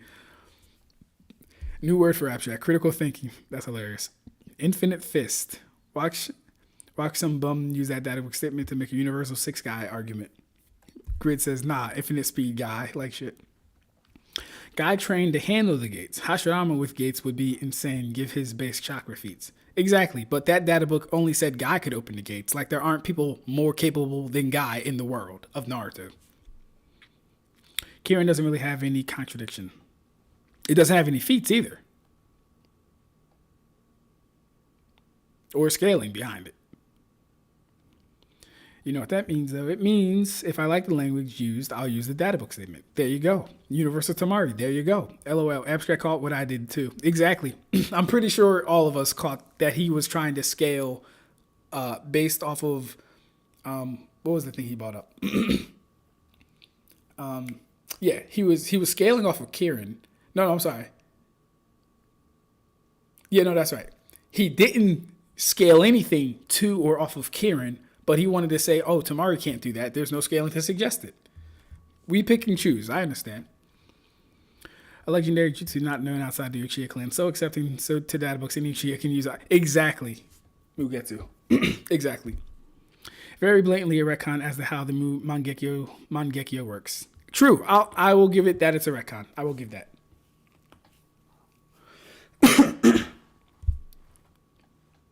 Yet people will take the parts of the page that favors their argument. That's the entire point of it, though. You can't be serious. Oh, wait, what did Karibo say? Rev, the stack charts are not to be comparing between characters. It's just individual stat distribution. I don't even know how to address that. If it's individual stat distribution, where is the ranking for each individual person? Where's Sasuke's rank? Where's it actually stated that, though, like in the data book? Against his peers or anyone else. That wouldn't make sense, Karibo. That would not make sense.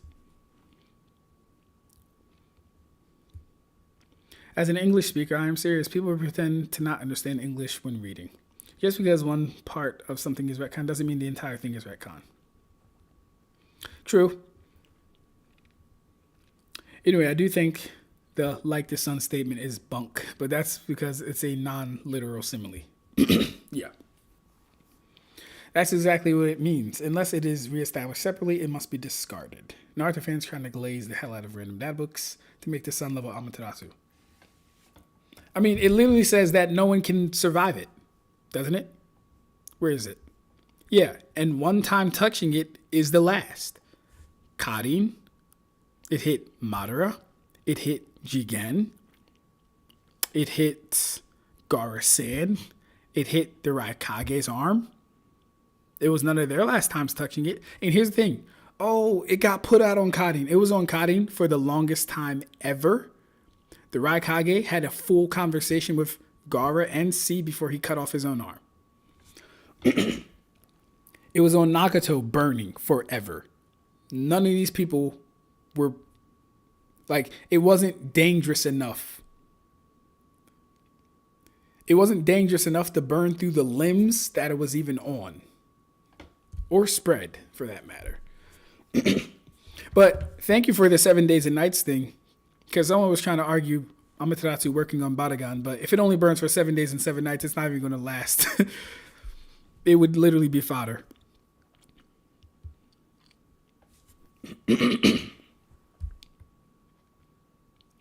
Literally states in verse that Yama's blade is as hot as the core of the sun, and specifically states he might as well be enveloped by the sun.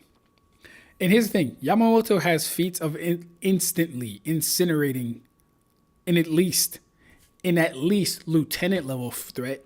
If you don't want to give Driscoll captain level, fine. He's at least lieutenant level threat, and he's one-shotting him. Mind you, scaling off of Ikaku, we have people already surviving the total energy of town level. I haven't even gotten to the full scaling of Bleach yet. But it's going to get crazy. Yeah. It's going to get crazy. For sure. Shout out to Verb. It's funny how regardless of the kitten statement you use, it proves the characters would get blitzed by light speed. That's a sad truth too. Itachi's cloak got destroyed and he was knocked out despite Susanoo. If you believe Zetsu's statement about how quick kitten strikes, it's like Mach 8,000 if I remember correctly. So that's your kitten feat. Mach 8,000. It's not bad. Do you know what an expression is? A lot of wind users say the phrase.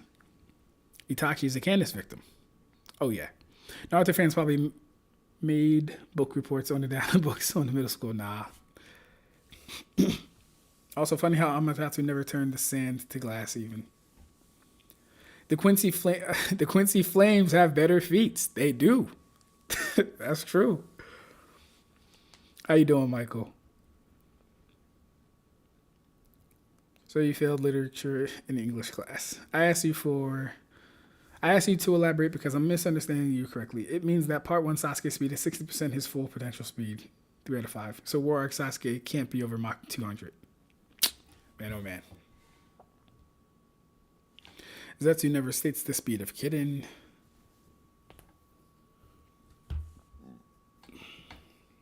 Perspective. So things that are more so plot points should just be taken at face value because Kishimoto did write these and tells us that they hold valuable information in the Naruto world. So what I think is most important here is to go over whether or not they're reliable for scaling. First, we need to establish what exactly the data books are. Based on how they're written as well as the expressed intention, these texts are expository reference texts, like a specialized encyclopedia. We know this because the intention of a text is primarily what classifies it, with the intention of the data books being expressed to be informing the reader by providing information on the Naruto world. Narrative, descriptive, and persuasive pieces of literature don't have the purpose of informing the reader, only expository ones do.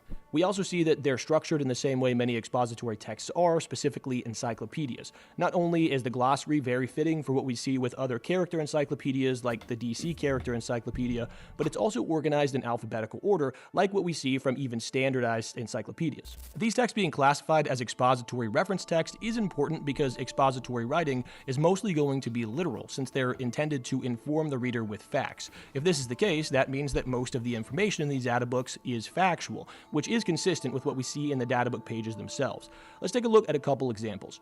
Here we have Kakashi's data book page from the first and so that brings us to this whole cipher of reliability.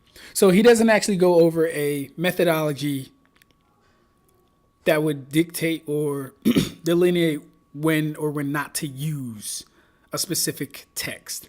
He's saying the fans think it's canon. The purpose of the data book is to inform you. We should use it.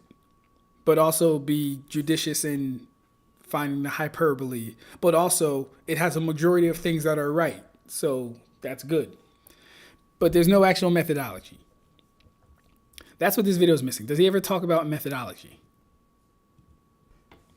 To begin, I think it's first worth going over whether or not these data books should even be considered canon, as their canonicity or lack thereof. I don't care about canon. The authoritative part would most such and officially published by Shueisha, the publisher and co-owner of the Naruto IP. It's authoritative because, as before, it's published by Shueisha and written by... I think that's all we're going to get out of this video. Not bad, but missing the mark. If you're going to do a video like this, we need a methodology for why we should or shouldn't be using the data books and when not to use the data books. That's what you owe your fans, at least. Because everyone over here knows when to use a data book. We know to use a data book when feats align with statements.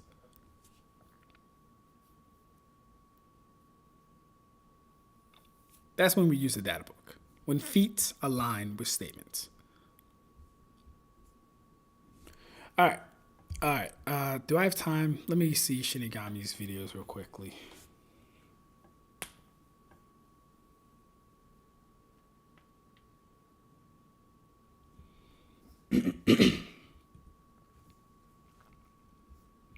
I'm on the sidewalk more, New York. New York.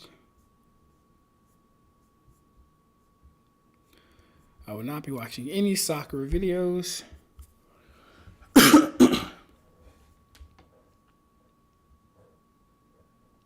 feel like I've seen Paragon and Darky before. I feel like I've watched this before.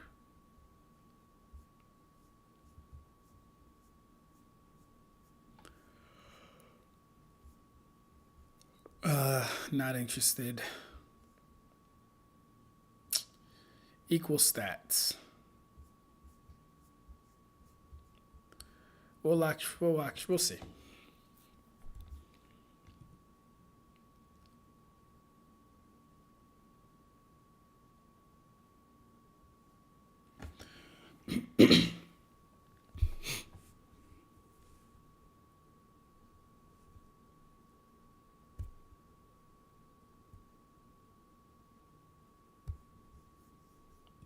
Watch me go from meal plan panic to meal plan perfection.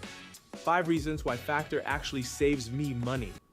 What's going on, guys? TG or Thunder God here. This is 48 minutes. He needs 48 minutes to talk about Sukuna versus Madara equal stats. Is he doing all forms of them or something? How is this 48 minutes? Dear goodness. He gonna eat up all my time.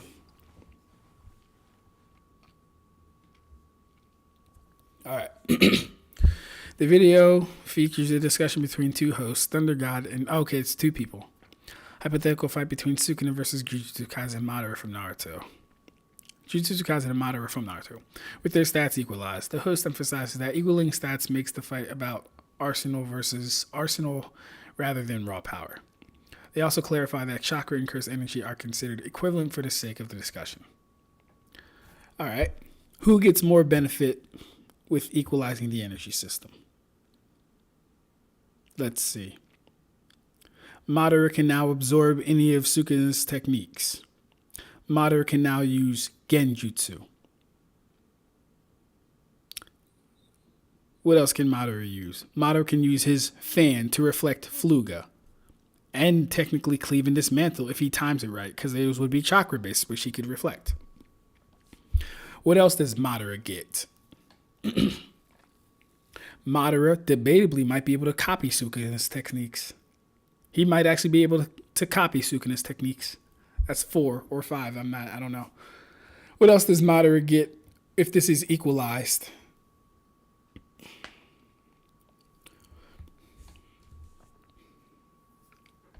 What else does Madara get, guys?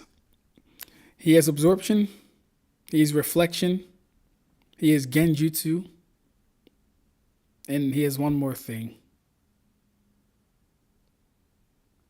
Madara gets a domain expansion. Shout out to Red. What does Sukuna get if this is equalized? Sukuna doesn't benefit at all if this is equalized, actually. Let me do this. Does Sukuna benefit if the energy system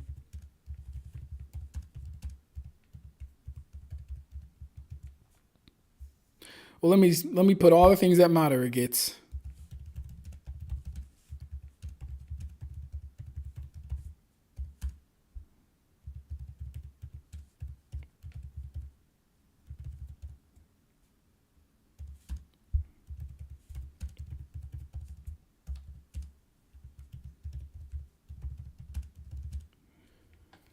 Madara gets to use genjutsu, energy absorption, copy Sukuna's techniques.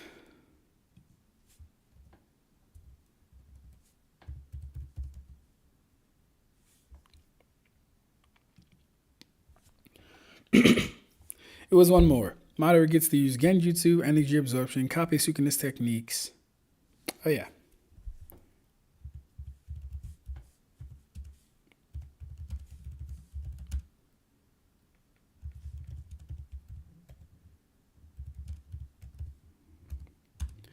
Does Sukuna benefit if the energy system is equalized?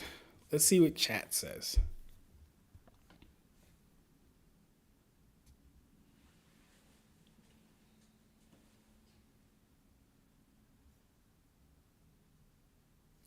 Oh, no, they didn't. Listen, look if at you're this. serious about landing a legit remote I know job I didn't now, just read what I thought I stop wasting read. time on mainstream job boards. Those platforms. Jujutsu GG. This is a really common practice. The sentiment still does. Need the scaling to back it. An earth wall is going to stop any attack the Kamatoke can cause, unless it's some crazy overhead attack with some crazy AoE. But that's a little bit. Did he say an earth wall? He said earth wall. Rib cage or any higher stage to kind of mitigate the damage. Yeah, 100%. And it's also you know, if we're equalizing the the verses, we're equalizing the power systems, right? Then you also have the elemental type matchups in Naruto. Yeah. So if Sukuna whips out Kamatoke and he creates this lightning blast, right? Then lightning in Naruto is weakened to earth style, right? So Madara can literally just make an earth wall. You know what I mean? In an equal. I'm not watching this video. I'm not watching this video. He just said Madara can make an earth wall. There's no need to finish this video. There's not a single reason to finish this video. I'm actually just going to enjoy reading what chat has to say about this. He just said Madara can make an earth wall. And then they just gave him the benefit of the doubt that because Sukuna is using a lightning technique and because it's equalized, it'll work the same as Naruto.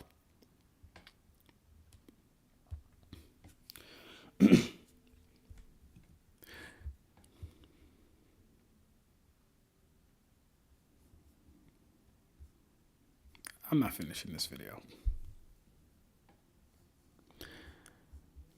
Madara's advantages. The Sharingan, kinetic vision, gives Madara overwhelming advantage. Sukuna's counter. Jujutsu sorcerers can predict incoming attacks through cursed energy flow and the spark of cursed energy. Genjutsu discussion. The host discussed Genjutsu as a potential GG.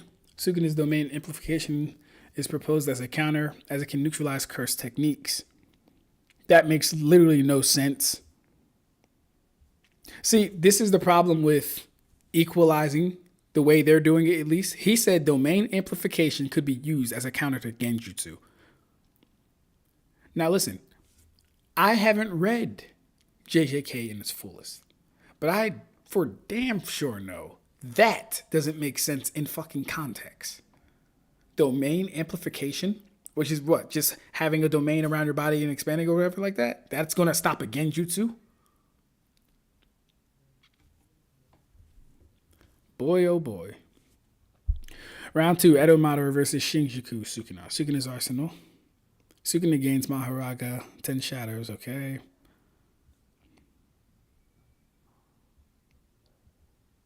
They give Madara the Gunbai.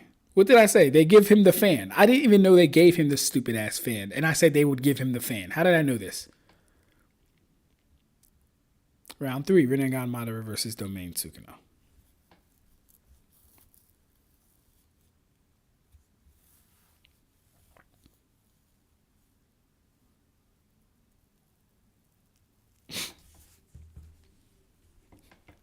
Michael said, "Yeah, Madara can make an earth wall if you give him enough bricks and mortar." Like, what are they talking about, bro?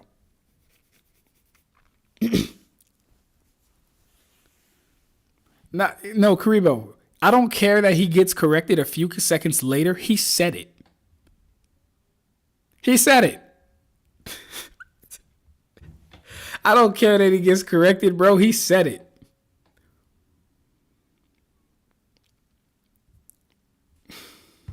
Let me see what Karibo talk about, bro. Stats matchup, obviously it's going to be more applicable. We don't even need the scaling to back it. An earth wall is going to stop any attack the Kamatoke can cause, unless it's some crazy overhead attack with some crazy AoE, but that's a little bit more debatable. We've never really seen anything like that before. It is actually the opposite.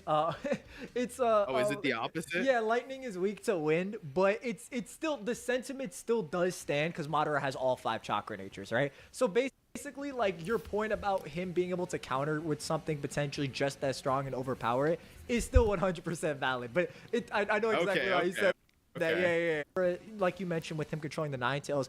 He didn't correct anything, Karibo. He didn't correct anything. He didn't.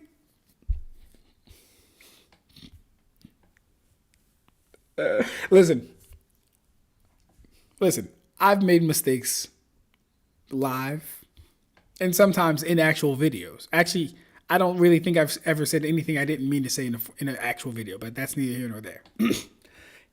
I took your word on it, Karibo. I said, fine, I'll play it. Let me hear him correct him about this mud wall that Madara can't make. I don't care if he has all 5 chakra natures. Show me him. Like, listen, having all 5 chakra natures does not mean having access to jutsu you've never performed. That's not what that means. Not what that means.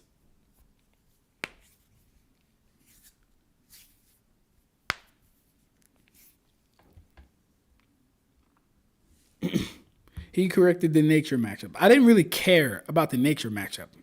You can be wrong about that. It didn't, like, listen, it didn't make sense in the first place on the basis that a little mud wall is going to stop a kitten, basically. Let's say that, a kitten.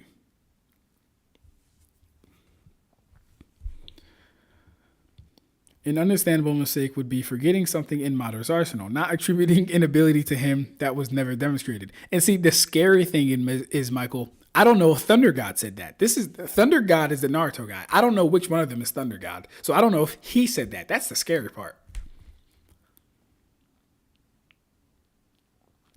Domain amplification specifically negates abilities in context. This video isn't that bad. Oh, in Karibo's mind, he corrected him by restating the tangential fact of lightning being weak to wind. Nah, listen, I got all that's good. And so here's the thing. You said domain amplification specifically negates abilities. That is too ambiguous to pin down to say it could negate genjutsu. That's way too ambiguous. Abilities, and like I said, I haven't finished JJK. I do not scale JJK as a person that would like confidently say I know it all. But just based off of how I'm hearing these things work, that's not enough. Like, that's like saying if Sukuna were to be caught in Sakanade's gas and he used domain amplification on his body, he would suddenly snap out of it. I don't believe that would work. If he were in Kyoka Suigetsu and he used domain amplification on his body, Kyoka Suigetsu would not work. But assuming that they're equal stats, right? No power difference. That's a lot to say. Because then we get into to me that's like a damn near no limits fallacy. Also, how you doing, Luna Ursa? How you doing, love? Becca, 6:30. You're right. I gotta go. Bye. Bye, lady. I stopped watching this video about 3 minutes in because it was obvious they'd give Madara to win. Yeah. Yeah. Binding vow. I can only use cleave, not dismantle. I can only use cleave within my domain.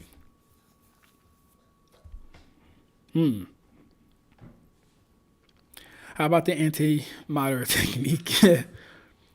Maybe I'm crazy, but I think assuming someone who has an elemental nature can use it in the most basic way possible is perfectly fine.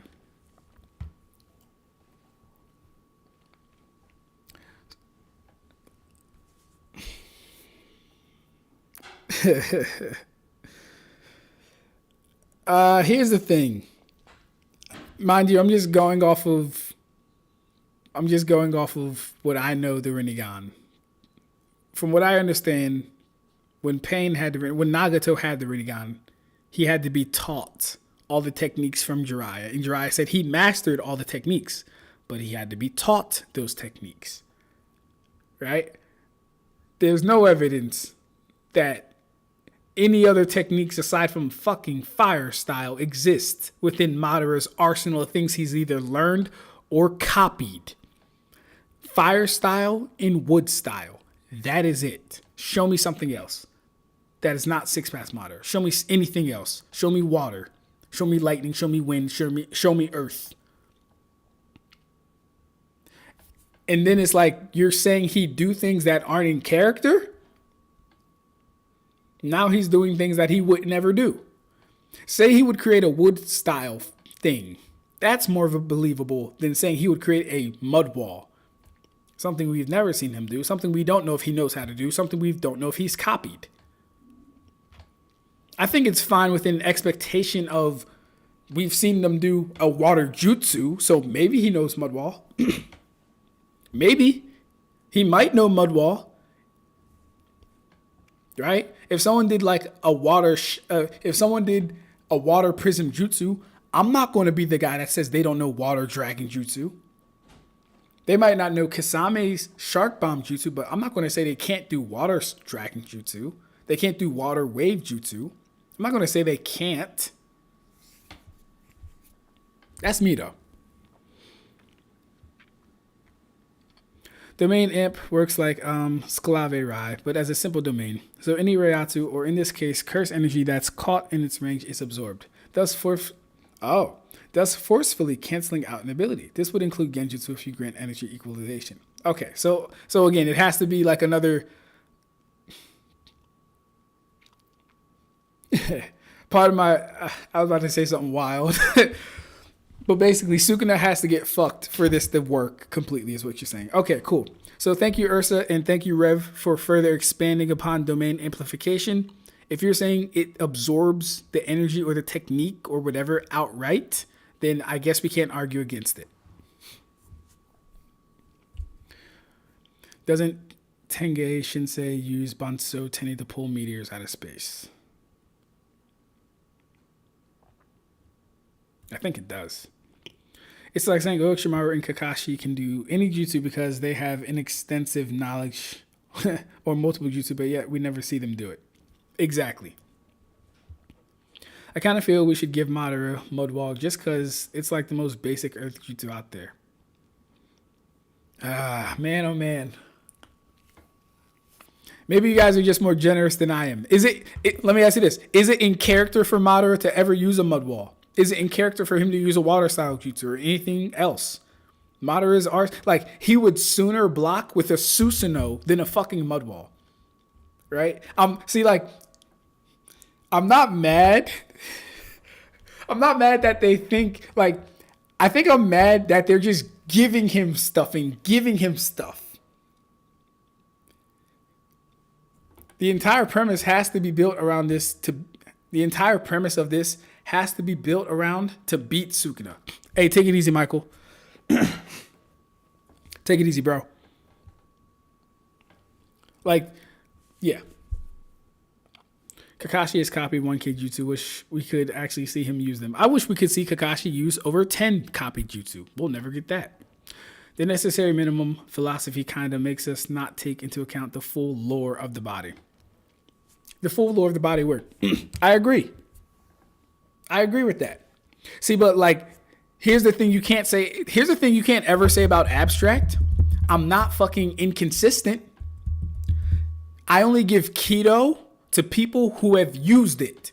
It can say master keto under their thing. It could say practitioner. I'm only giving keto, and even at that, specific keto to certain people who I've seen use it in fights. That's not to say they don't know it. That's me saying, well, how likely is this individual to use keto in the midst of battle? Same shit. Byakuya is a master at keto. I'm not going to give Byakuya Kurahutsugi. I'm not going to do it. I'm going to give him everything I've seen him do. I'm going to give him Riko Jokodo. I'm going to give him Byakurai. I'm going to give him Sokatsui. I'm going to give him Danku. Right? I'm going to give him all those things. He's a master at keto, though. That means he knows Hainoa. That means he knows Sorin Sokatsui. That means he knows, what's it called? There's a wind keto, Tenrin. He would know it. He's a master at keto. But I'm only going to give him what he's been shown to actually use and have in combat. So say what you want about Ab-Stract. I'm fair. I'm consistent with the shit. Is the fob on your key? Yes. Sorry about that. It's okay. I'll take it. Did you already leave and come back? Good. You were just getting ready? Mm-hmm. Good job. Okay. Yeah. You like that one? Stronger? That's the orange one? Mm-hmm. Wait, no. Let me. Is that more apple? Is that more More apple. ginger? Oh, okay. Okay. All right. It's probably not in character. It's not in character at all. There you go. And that's all I'm saying at the end of the day. That's all I'm saying at the end of the day. Give him Mud Wall. Don't tell me he's going to use it, though. He has all 5 chakra natures. He's just going to use every jutsu he can. When did Madara do that? What chapter did he use any jutsu outside of Fire Style, Susanoo, Goonbai, and Wood Style? In Limbo. Should be hanging up, lady. No? 1 second. Maybe you're wrong. Did you see that? Sorry, y'all. Be right back. 1 second.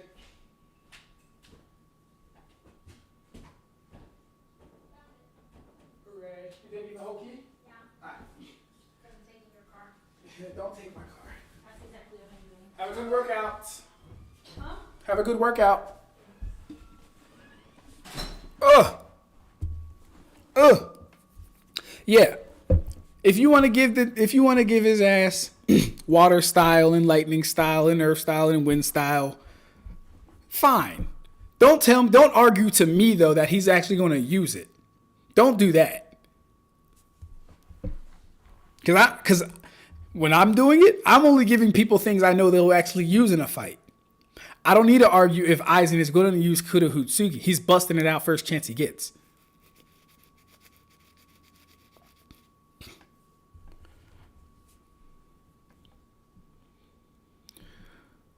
What good is having all these chakra natures, etc., if you don't ever do it or show what specific jutsu from that character nature they have and what it does? Exactly. I just want to say Sukuna wins due to being the king of curses. Like shit.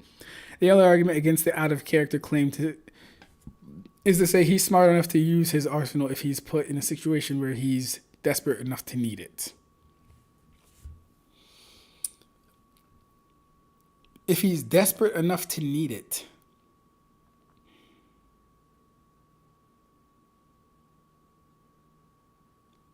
I don't know. Like, you could say that, but then the only thing we've ever seen him use when he was desperate enough to need it was the Susanoo. But, I mean, the thing is this. The Susanoo is a better defense than a fucking mud wall anyway.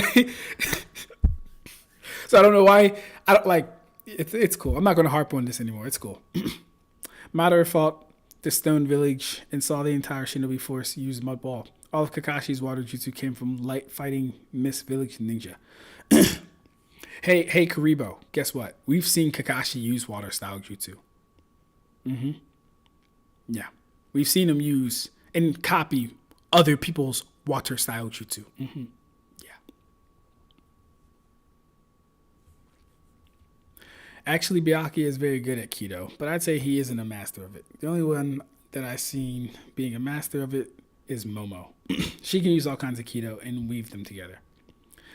I would definitely, Byakuya is definitely a master. He knows up to the 80s level Kido. That already qualifies him to be a master.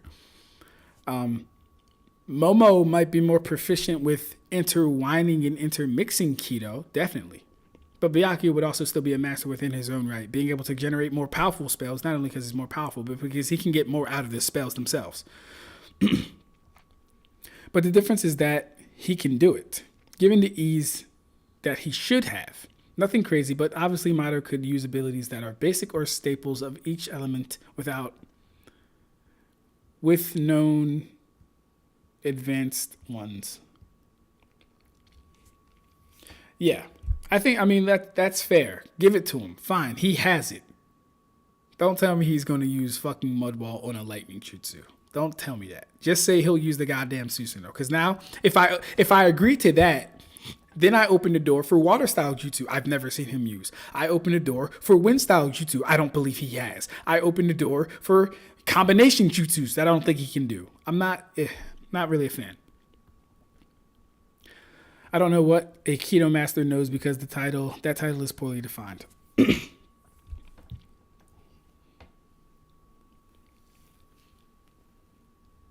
Well, for Kido, I think, what is it? Intermediate, advanced, expert.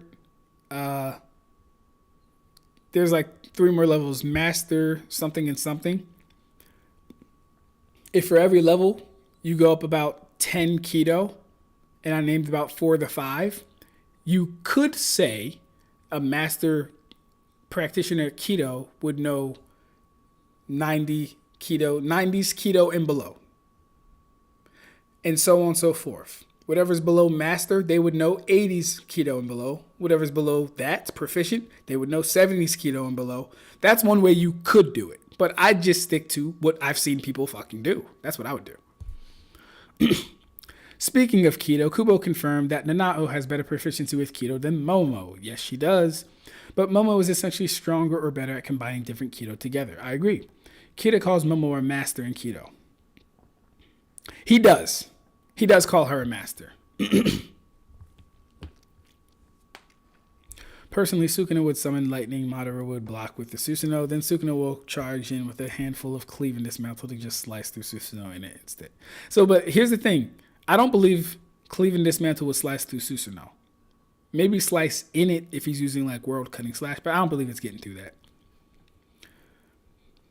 Here's a question, says Mugetsu. Since Shinji used Senju Koten Kaiho against Gerard in the anime, is it safe to give Rose and Hachi 90s level keto, as Kubo said they have better keto than him? That's a tough one. I didn't know that statement existed. I would still like feats for them using keto, number one. And then the fact that neither Kensei nor Rose used keto in their fight with Mask, even though Mask got a clear power up and they were getting their asses whooped, tells me they probably wouldn't rely on keto. But, you know. Then if it's the 4 AM version, Sukuna can do a Mortal Kombat Goro type fatality. Oh, the 4-arm version. I said 4 AM. You literally need the Master Keto to do Shunko. Yes, you do. Yeah, I think you do, yeah.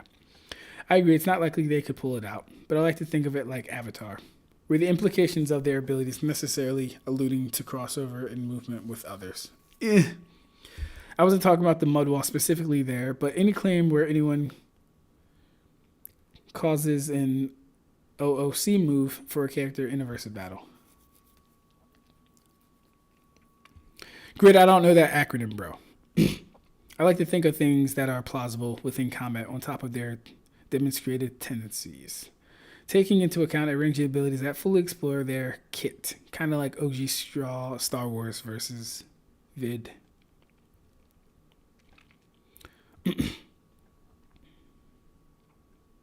Do you have to learn keto in order?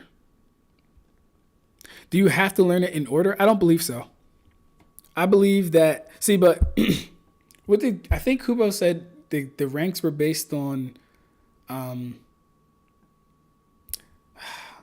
if I remember correctly, keto, as far as like Hados, right? The attack spells are ranked as far as like lethality and effectiveness, powerfulness, and stuff like that. So yes, you could very well learn Hado 33 Sokatsui without learning everything below it, but learning everything below it should also come easier, or you should also be able to learn it since you've also learned 33, simply because it's a more advanced spell, technically.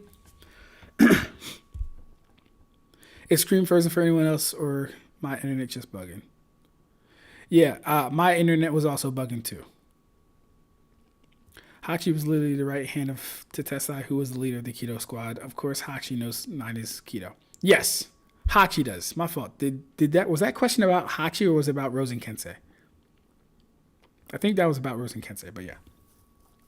What makes you think Susanoo would survive Dismantle and Cleave? One of them adjusts their AP to cut through anything it's hitting. Plus, it basically negates durability due to adjusting to your Dora.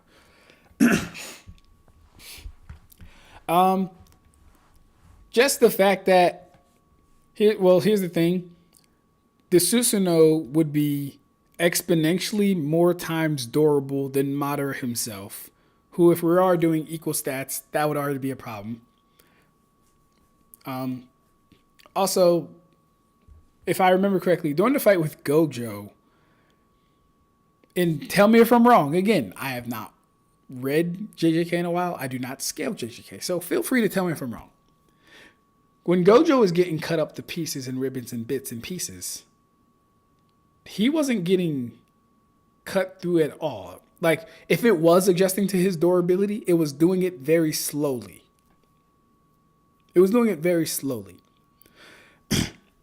Sukuna is going to be faced with a avatar that is an order of magnitudes stronger than anything he's tried to cut. Susanoo's durability is really good. I have respect for the Susanoo. It's pretty good durability.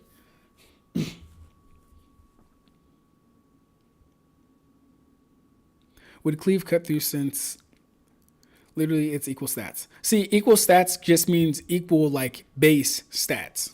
The Susanoo is a many times multiplier for durability for Madara once he's inside of it.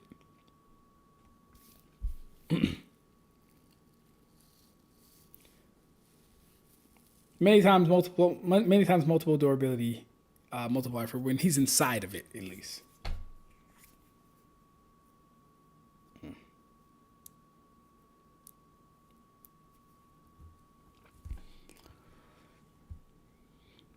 Out of character. Oh, okay. Oh, OC, out of character. Got you. Kubo ranked the Vizard's Keto proficiency in a club outside Q&A and said Shinji is the third with Rosen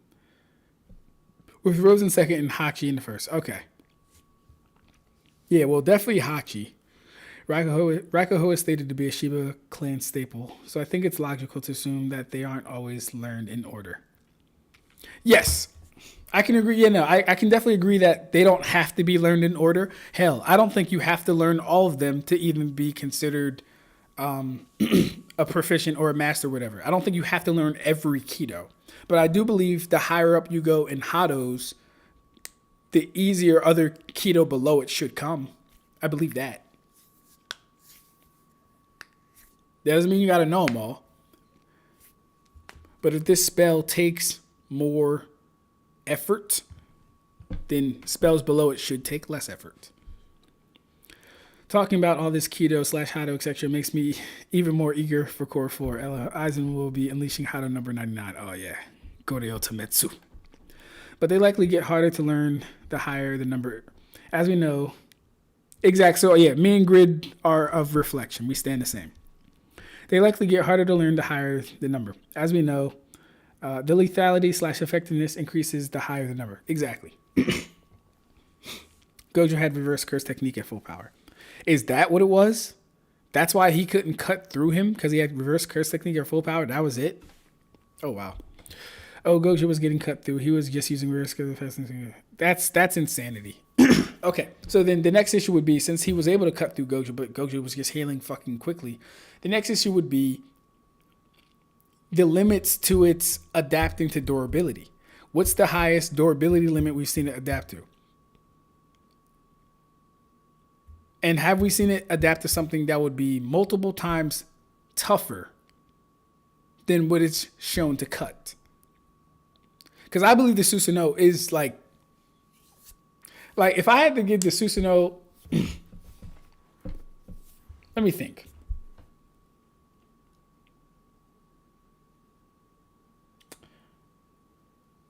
Based off of the scaling and what I know and all the things I've seen of Naruto,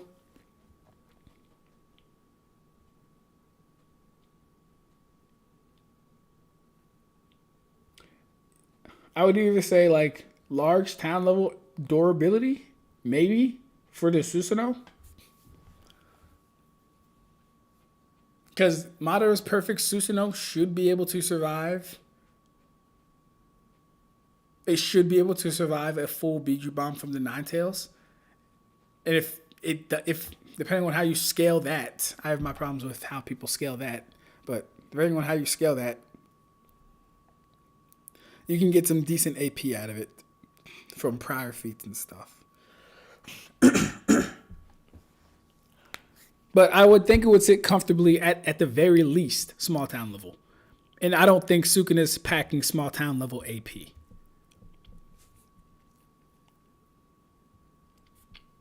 I don't think Sukuna's packing small town level AP. He might, maybe. I gotta see it though. Like, would we be scaling it off of Hollow Purple's total energy? Hard to say. Ab-Stract, the way Ab-Stract Oh wait, Ab-Stract, we're using equal stats across the board in that video, including for the Susanoo. Oh. Huh.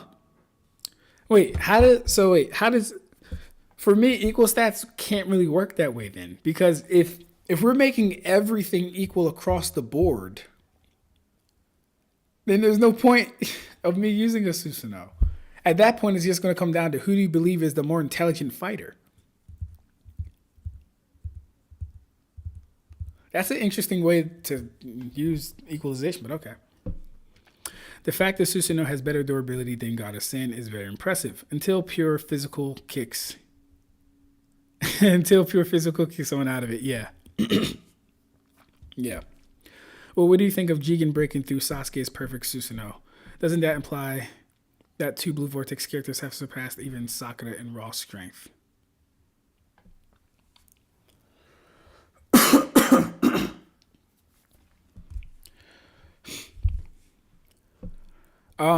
It implies that Jigen more than likely surpasses Sakura in raw strength. And I guess you could say by proxy Code would too. I suppose one could say that.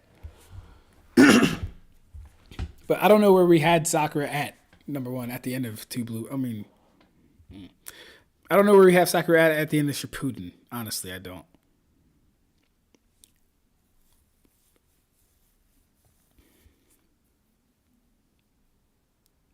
Yeah, I'm not sure where we have Sakura at the end of Shippuden.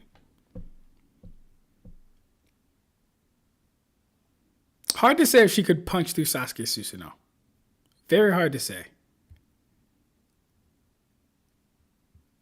I believe she could damage it though. Do what Jigen did? Huh. I don't know. Also, what exactly is Kukaku? She can clearly use Kido and is implied to know some Hakuda and Ho-Ho, but isn't a Shinigami. Makes me wonder how she learned the Shinigami battle arts. Maybe from Kaien. I mean, yeah, she's part of the Shiba clan. They have their own secret arts and techniques and scrolls and stuff like that. Like Ganju has his one turn to sand, Seppa, turn to sand. You know, that secret Hado or that secret Kido. Well, the Shiba clan all the way up to Kaien was part of the 13 Core, so it's not impractical to think the prior members taught their clan Kido. Yeah. I think it's fair to impose a harsh limitation on the adjustment given we don't know its limits and shouldn't assume there are none. But I think in this case, it might just be like that. Well, yeah, so like if we're going with what Grid just said and everything's equalized, then he's going to be able to get through the Susanoo in a few slashes at the most. If it's consistently adapting to something that's like, and here's the thing, let's be fair, right? If we're going to equalize it, we're not going to say the damn Susanoo is as strong as Madara. That would be unfair, right? So let's just make it about 2 to 5 times more durable than Madara. I argue 10 if we're not equalizing. At least 10 times more durable than him. Probably more. But if we're going to equalize it, it would have to at least be 2 to 5 times stronger than him. So I don't believe that it's not within Sukuna's power. And I know that's almost like a contradiction. I don't believe not. That's a double negative, yeah. So I'll just say it like this. I believe Sukuna would be able to get through that level of power. 10 times? No. 2 to 5? Definitely within his grasp. That's just what I believe. I can't prove it. That's just what I believe right now. I believe if his ability adapts to people's strength, I can see a 2 to 5 times thing being within Sukuna's ability to adapt to and cleave / dismantle whatever one does it through. She's at least multi-city block to small town level in AP due to how her attacks work and that big ass explosion she did when she got serious in the war arc. Okay, then never mind. Scale that Susanoo higher than that then. Because if she's at that level, see, it's funny too, Ursa, because I'm the one that did the damn video on soccer, so I should know this shit. But I don't remember all this shit. Yeah, the Susanoo would... All right, then shit. What are we looking at then? You said she's small town level with her strikes? If she's small town level with her strikes, the Susanoo... Well, what feats do we have with the Susanoo?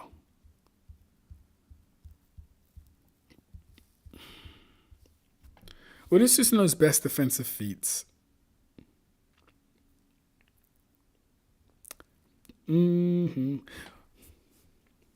Well, the rib cage by itself was able to block Tsunade, and the Tsunade of that time would have probably one-shot the Sakura of that time. So if she was small town level back then, at the very least, his rib cage would have been small town level. Let's just assume it, right? At the very least, his rib cage would have been small town level. And the Susanoo's durability just goes up higher the more stages it gets. So we're either looking at around large town level durability or small city level to mid city level durability for the full perfect Susanoo. And Jigen was able to get through that. Very impressive, actually. Very impressive, actually. Isn't Shibai also of nobility? Oh, isn't Shiba? He is. Or am I misremembering that? Because if it is, then that speaks volumes to them knowing Kido. Yes, the Shiba clan is of nobility. That is correct. What about a Black Flash? Can he get past it by a Black Flash? I don't remember Black Flash having durability negation. But so I don't think so. Correct me if I'm wrong, but Black Flash isn't full refresh of curse energy and stacking 20% power boost each time, right? Refer to Grid, Mugetsu, or Ursa. But she's like the only character like that. It's dubious to scale her strength. It's dubious to scale her strength distributes to other characters, but 2 blue vortex just outright makes it possible to surpass Sakura and Tsunade physicals. Yeah, that's weird. I'm not gonna lie. That's something I'm gonna have to wrestle with when I actually like get into the series. Because the fact that, well, here's the thing too. You guys might think I'm crazy for this. Here's the thing. I don't believe Sasuke's Susanoo to be on the level of Madara's perfect Susanoo. I just don't believe Sasuke's is as strong as Madara's. I haven't seen anything with it. So he wouldn't get the benefit of being able to have Madara's durability. I don't believe they're the same things. I just don't. Sasuke's is many times smaller. Yes, that was a younger Sasuke, but even still, no. Madara had both Rinnegan. You had a single Rinnegan. No, not seeing it. Excuse me.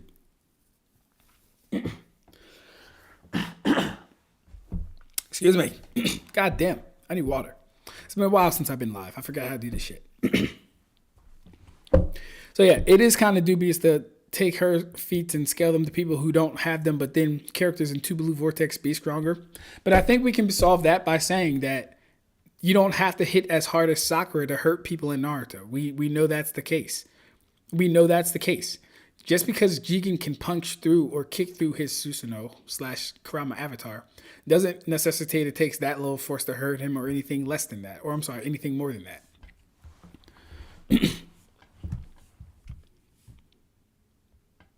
Ab-Stract, I have a fun idea. Let's scale the hypothetical version of Itachi and Shisui in Storm 4 with their perfect Susanoo. Honestly, I don't know enough about them. I haven't played a Storm game in years. Sasuke Susanoo should scale to mountain level total jewels in the sword swing due to the air pressure of Madara's blades being the cause for mountain destruction.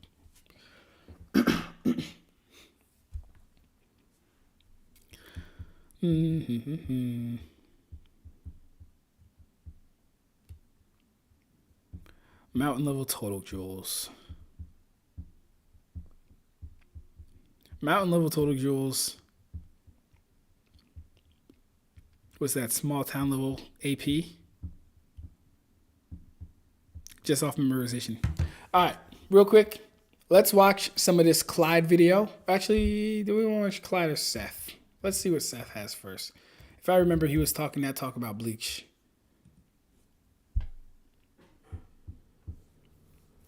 Oh shit, that's an hour too.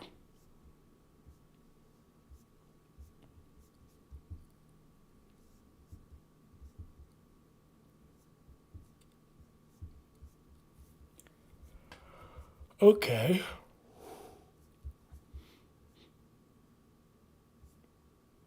Hey, my video.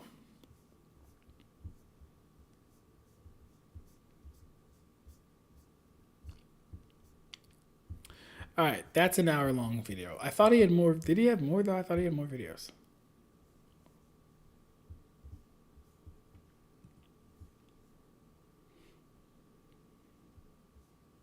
Ah, Kenpachi versus the 5 Kage. That's what it was.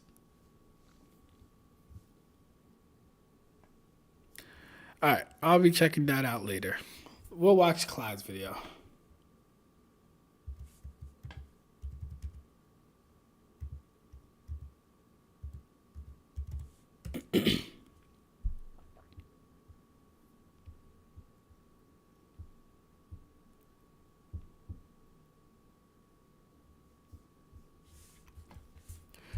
All right.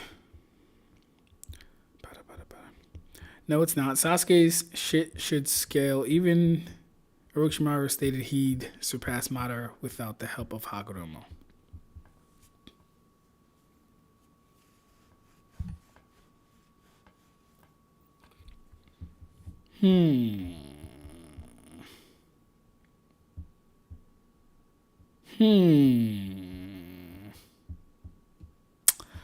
I don't know about that. I don't know about that. I'm not sure about that.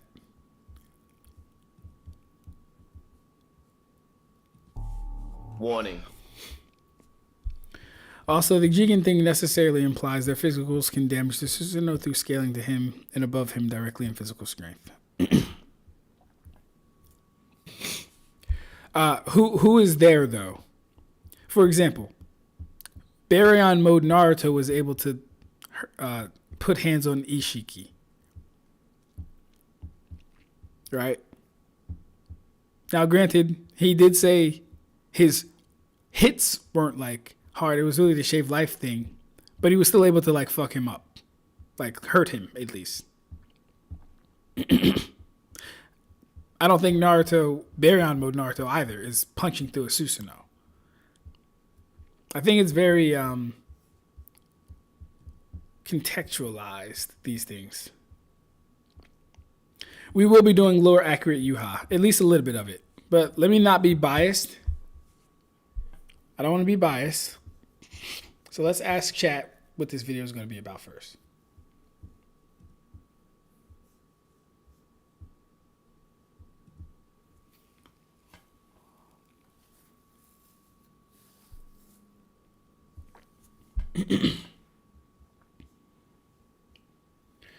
Alright, this video provides an in-depth analysis of Yhwach, the Quincy King from Bleach, exploring his lore, powers, and inspirations. Yhwach's character and misrepresentation. Yhwach is presented as a complex, often misunderstood villain in Bleach. The video aims to clarify his abilities and demonstrate his immense power, particularly in a crossverse context. Okay. Often uses nuanced writing, hiding details. Okay. Nazi Germany, Stern Ritter, Yhwach, right? Symbolism. Jesus Christ, Yahweh, Yhwach. I'm going to have a video on that too, actually. Clash of religion. The video suggests a clash of religion within the Bleach narrative that Yhwach representing Christianity against Asian religions, influences like Ichigo and Buddha. Okay, I like that.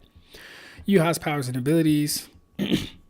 Base Yhwach's strength. Okay, I'm going to skip around. I'm not going to watch all this video. With you guys, at least. I'll probably watch this in my own time. But we're going to skip around. Let's start here.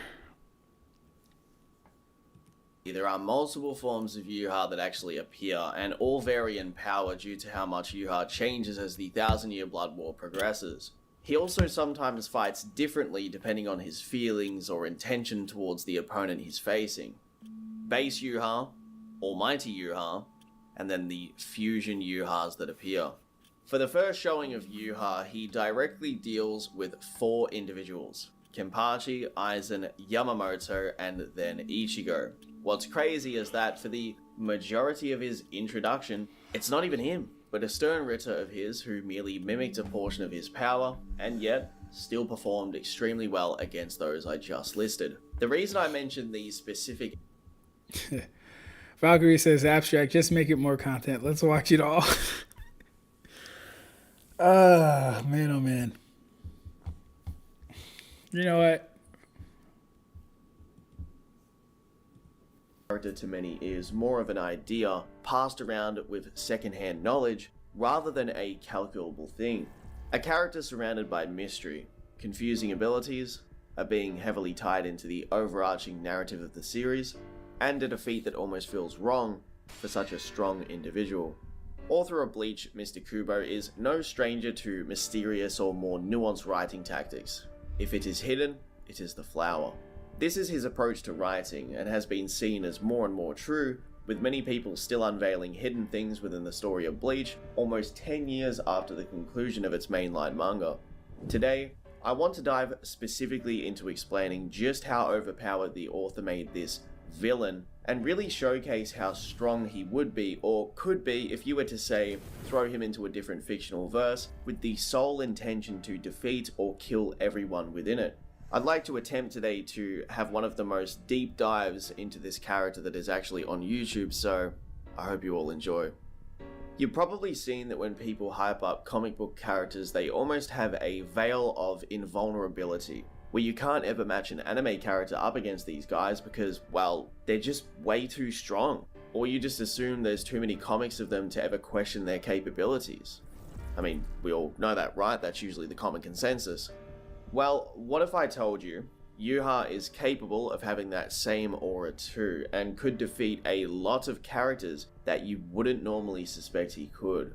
This character is hands down one of the most misinterpreted individuals that I've ever seen in all of manga. And I don't mean from a narrative standpoint or some sort of extra layer of subtle writing that, you know, the average Joe can't comprehend. I mean, he's just genuinely been misrepresented almost every single time I've seen people talk about him.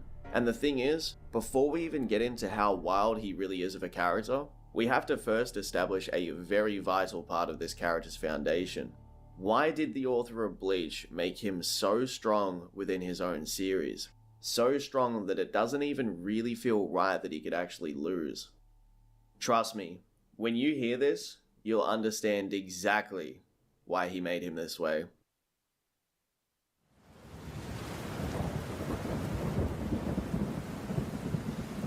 One of the most clear inspirations for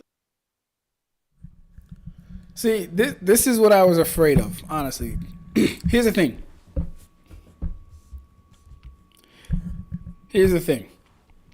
As content creators, we all have things we pull from, right?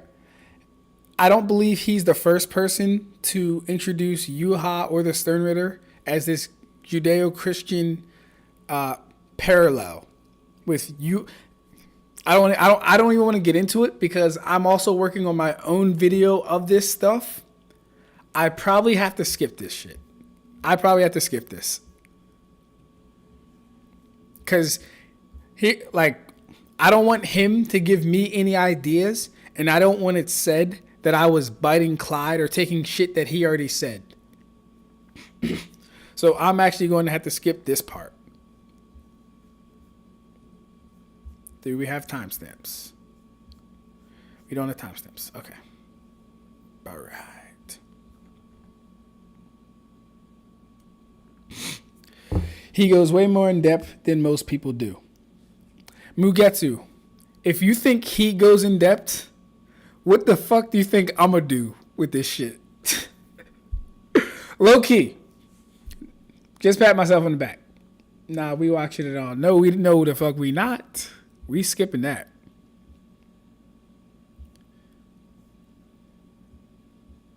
He gets in the see, he's already doing too much. I can't read that.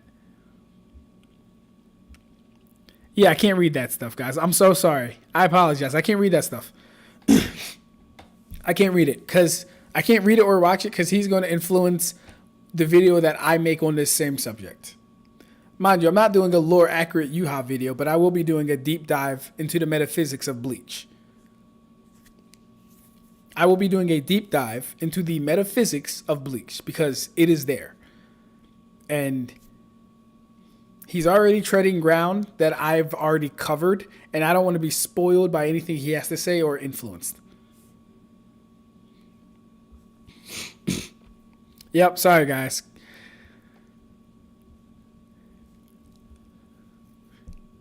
Ab, you're doing too much. Nick pops his head out just to say this shit. That's crazy. Where you been, Nick? You just been watching? He introduces composite Yhwach. He later goes on to introduce Yhwach with all the Stern Ritter abilities.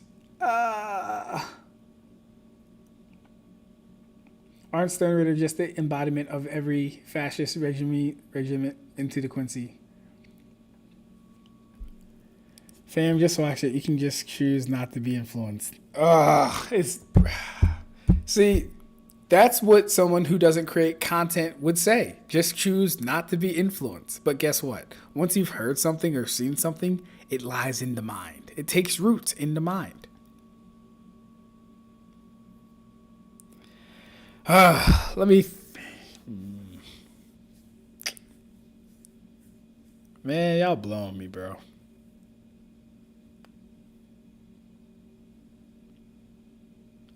We'll see. We'll see. We'll see how it goes. Let me play. We'll see how it goes. The Stern Ritter Quincy army of Yhwach is without a doubt the German Nazis of World War II. From their use of the German language to cast abilities, their Hugo Boss inspired attire, being instead of white rather than black, and how the seals of Yhwach are usually shaped in a kind of cross-like manner. These references are so uncanny that one of these Stern Ritter not only has a job of running a Holocaust-esque role in Hueco Mundo, but the Quincy themselves were originally killed off for that very reason. They literally would not stop killing Hollows, even when bargained with by the Shinigami. The aforementioned Stern Ritter also resembles a rather not so liked man from that rather not so liked group. Ironically, when the Stern Ritter first invaded the Soul Society, their first means of attack was to steal Bankai. The word Bankai contains the manji symbol in Japanese kanji, which the Nazis took from Asia. That's why whenever you see anyone point out Ichigo's Zanpakuto guard and say, what's that doing there? You can just automatically tell how historically illiterate they are. After researching the origins of the symbol, scientists argue it has existed for over 10,000 years before our current time. The Nazis took this symbol, flipped it, turned it, and then it became widely known as the swastika. The swastika is an ancient symbol of good luck, first appearing around 12,000 BCE on a carved ivory figurine from Mazin, Ukraine, thousands of years before its misuse in the 20th century. Scholars continue to debate whether the symbol actually originated in Asia or Europe, as very early examples are also found in both regions. Other scholars even believe it's far older than I mentioned, so anyway, not the most relevant thing, but a bit of cool little historical information there. The Stern Ritter would steal Bankai, then wield it incorrectly. Quite similar, huh? However, something Mr. Kubo did with Yhwach specifically was far different than what he did with the Stern Ritter. For the Stern Ritter, Mr. Kubo created a racially pure class of special humans with a plan to overthrow God, but also made their leader a reference to God himself, Jesus Christ. Yhwach, or Yahweh, the one who upon his birth gifted those without power, son of the Soul King and the one who knows all. I want to first establish that although I am not a religious scholar by any means, what I do know is that Yhwach represents a more authoritarian approach, hinting at what seems to be an allegory towards Jesus Christ. One might say a much more Old Testament style of dogmatic action to achieve his goal, rather than spread his message by mouth alone or miracle. There are multiple verses in the Bible which describe a return of Jesus Christ to Earth in a similar fashion. Of course, these will never truly be the same situations, given the fact that this is a fictional Japanese manga with a lot of very, odd storytelling tropes. But again, it's an indication of inspiration. For clarification, it doesn't have to be a one-to-one comparison, but it's clearly at the very least inspired. Bleach episode 14 of the 1000-Year Blood War depicts a Virgin Mary-like woman symbolizing what could be Yhwach's mother. This kind of symbolism is actually insane in hindsight when you realize that this kind of importance was also placed upon Ichigo's mother, in regards to her role in not only Ichigo's life, but subsequently the entire main narrative of the story. Her entire existence shapes Ichigo's whole being from start to finish. If it wasn't for her existence in his life, his moral code and objectives within the story wouldn't even exist. When the Soul King was butchered, his power spread around the many universes, and he passively created the Fullbringers. Along with that, the Quincy most likely came to be in a similar fashion, as they're the closest thing to a Fullbringer, and as the story goes, Mary did not actually fornicate to produce Jesus Christ. he spawned inside her and was birthed from her. The anime depicts a very similar instance, so we'll just assume it to be true and that it's clear what Mr. Kubo was going with. Not only is he connected directly as a spawn of the linchpin to the universe, but he wields a power which, by name, is the Almighty, God Almighty. Genesis 28:3. May God Almighty bless you and make you fruitful and multiply you, that you may become a company of peoples. Along with this, his Sternritter transform into what is known as vollständig, which can be translated to holy form. When in this form, they actually spawn angel-like wings. Within the Bible, angels are described as being a little bit different to this, more like trying to comprehend a being on a different dimensional plane to you. But the common artistic approach many take for angels usually involves an appearance of big white wings. When Ichigo first witnesses the transformation of vollständig, he notes that it's rather ugly and scary in appearance, claiming if Uryu ever looked this way, he'd have to deal with him. Throughout the many centuries of European art, especially after the major influence of Christianity, this has been the commonly thought of representation. For individual Quincy or Sternritter to gain unique abilities that make them far more powerful than just a base Quincy, which we actually see a lot in the series, they must engage in the ritual of consuming Yhwach's blood. This in essence would be quite similar to the Holy Communion, but of course a more exaggerated version for the sake of the Bleach story. Yhwach also has his specially selected 4 Quincy that guard him. Ironically, they're called Schutzstaffel. His multiple bases of operation also incorporate the term Reich quite a lot, further indicating the inspirations mentioned earlier. The goal appears to be an attempt at flipping the relationship of the father and son from the Bible, but with bleach spilled all over it. Yhwach's goal is pretty interesting too, because he wants to give everyone eternal life and take over the corrupted world that exists via that of the Shinigami. Ironically, within Bleach, the Shinigami, though are portrayed as the good guys on Ichigo's side, they're not actually the good guys when you pay attention to what they've been doing throughout the entire series, especially historically within the series. Think about this for a moment. The only reason the life and death cycle even exists in the current world of Bleach is because of this weird life and death cycle that the Shinigami uphold. Okay, good. We're out of the woods, guys. So far, he hasn't said anything that would compromise anything that I'm going to be presenting or would be presenting. So far we're good. I like the video too. So far, pretty good video. Decent video. They've actually set up the entire universe to be this arbitrary sort of rule. Hold up. What Mugetsu saying? Gonna draw, fam. I just watched it. You can just choose to not be influenced. Ugh, right. Fam, fascist lost its meaning. Read some Two Blue Vortex instead. Later. Think of it like this. Wouldn't you evolve as a content creator if you surpassed that weakness?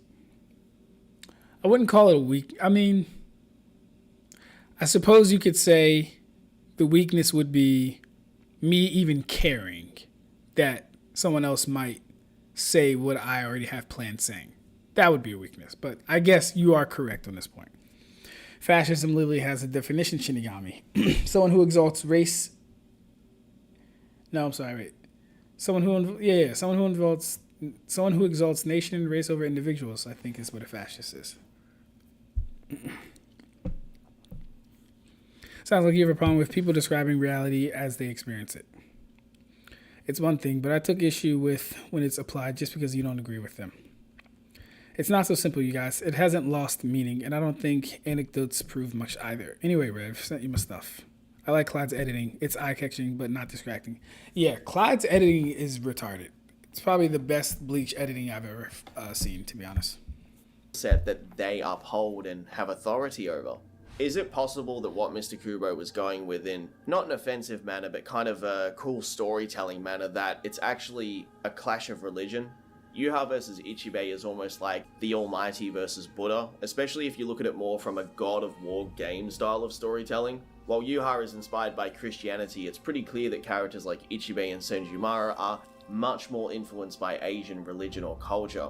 Something historically true too is that in World War II, not only were many of the insignia of the Nazis inspired by Christianity, such as the symbol of the Knights Templar, but almost 97% of the populace of Germany were Christian, be that Protestant or Catholic. The reason Yhwach's name isn't verbatim Jesus Christ, God, or Yahweh is because not only does that kind of, defeat the purpose of writing a story with just inspiration, but it would, at least in my opinion, border the line of disrespect. Let's be real for just a moment, you couldn't do that with other religions in today's age, and to say otherwise would be incredibly disingenuous.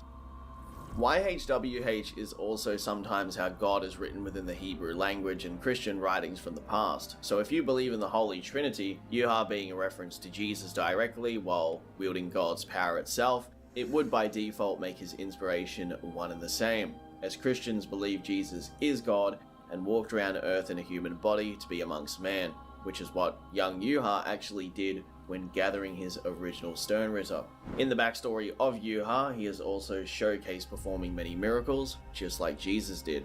Once the people cured by him pass, their powers return to him. I also want to preface before going forward with this particular thing I'm about to say here, but this could actually be fake. However, there is a supposed deleted Q&A from Mr. Kubo's Club Outside, where he actually confirmed that the original intention for Yhwach's name was to just straight up call him Yahweh. I remember this. He was this. actually advised by Shonen Jump to not do that. Yeah, this I also remember becomes pretty clear when you look at how Viz translated this page on the screen. The colored one is the more accurate translation, whereas the black and white one is the altered translation. On one hand, they likely did this to be careful, though in the past, they've done weird translations like this.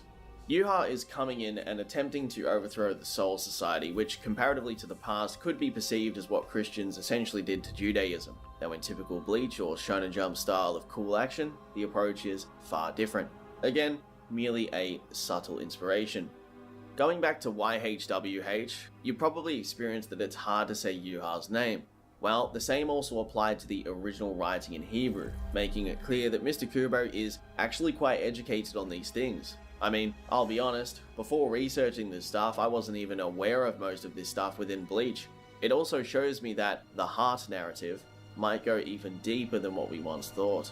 This becomes more evident when you see how during the climax of Ulquiorra's story arc, Mr. Kubo named the chapters around the 7 deadly sins. It's also quite a big deal for if you weren't aware, Taize Kubo is more than likely into Freemasonry, or he is an initiate of a secret sect. He could also very well be part of the Illuminati, which is not evil. But he's for sure definitely studied or sat at the foot of some Freemasonry teachers, an initiate in some secret society, or the Illuminati itself. Characters to meditate and be one with their inner soul. Because the shit that he be putting in these panels, bro. Ishin is actually surprised at Ichigo's lack of being able to do this, and when he does do it, look how strong he becomes. Japan's perspective of World War II is also very, very censored, and their perspective of Germany, though is referenced as negative, isn't hammered into their youth as much as it is across the Western world, as it is rarely even taught to them in Japanese schools in the modern day, due to the fact that not only did Japan team up with Germany, but committed absolutely insane war crimes for almost 2 decades across all of Asia, which many argue rival the atrocities committed by Germany in World War II. Something not known by a lot of people is that Japan was actually in Asia causing issues for a decade before World War II had even officially started. If you ever get the chance, just ask some elderly Koreans and Chinese how they feel about this topic. You'll be rather shocked at the tone. Japan was able to avoid a lot of this societal shame across the world because of how they transformed their culture so fast, from the electronics industry to the kawaiifying of their nation's image with the boom of the anime and gaming industry. A little bit of Clyde lore here, by the way. So my great-grandfather actually fought against the Germans in Egypt, and we had an old family friend that was captured by the Japanese and tortured, so within reason I can attest that they weren't the nicest of people in that war. While World War II is an incredibly huge subject and filled with massive amounts of propaganda on both sides, the reality is that it was a brutal conflict where, again, Japan kind of avoided a lot of scrutiny, when in actuality they were on demon time during that war. Unit 731, Nanjing, the treatment of American, British, and Anzac soldiers. If you research this stuff, your mind will genuinely be blown. There are actually entire Wikipedia citations of every time the Japanese government has apologized about what they did throughout all of Asia in this time period, especially towards the Chinese.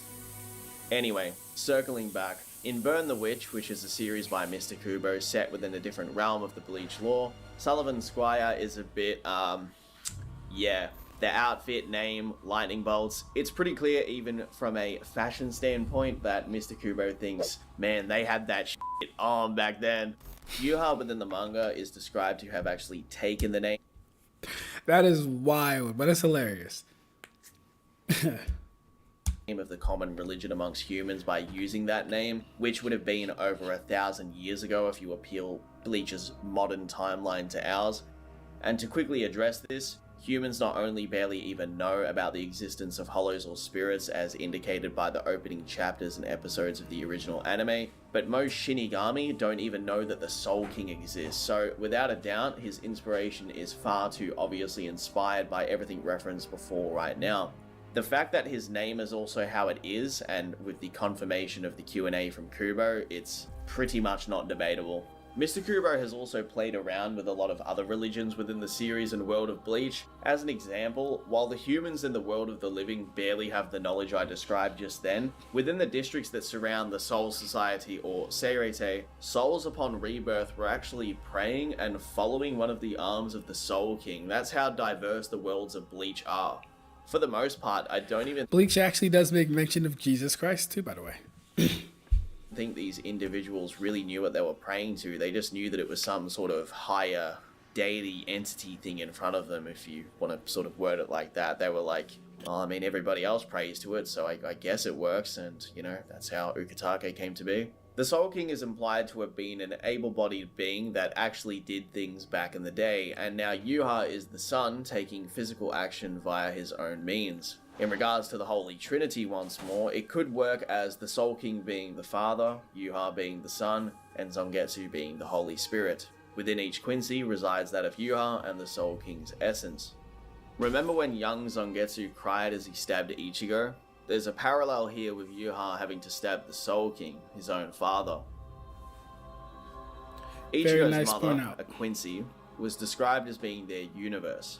The Soul King is in fact the same, but not in symbolic nature. I also assume that Ichigo is actually implied to be a kind of saint, just like Uryu seems to be, and ends up having a major role in Yhwach's Sternritter, the Horn of Salvation. Quite an interesting choice of words for Ichigo's most complete transformation. Samuel 22:3. My God, my rock, in whom I take refuge, my shield and the horn of my salvation, my stronghold of my refuge, my savior, you save me from violence. Does anyone know what the rock is referring to? See, he about to make me go off. Does anyone know what the rock is referring to?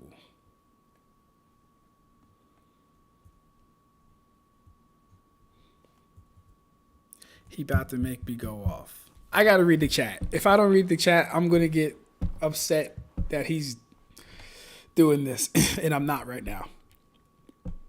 Good video so far, though. Really good video. I like all this stuff. Hey, we got Kai back. We are watching Clyde's video. That is correct. I wish I could compare to the fraction of Kubo's writing. Yeah, that's tough to beat. It starts, though, at least in my opinion, with knowing a lot of shit. You got to know a lot of shit. You got to be able to connect a lot of shit and then actually be able to write and convey that stuff in not obvious ways.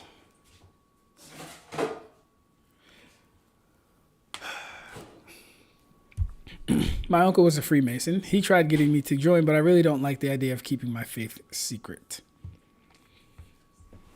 Yeah. Not going to say glad or good you didn't join or did join, but from what I understand,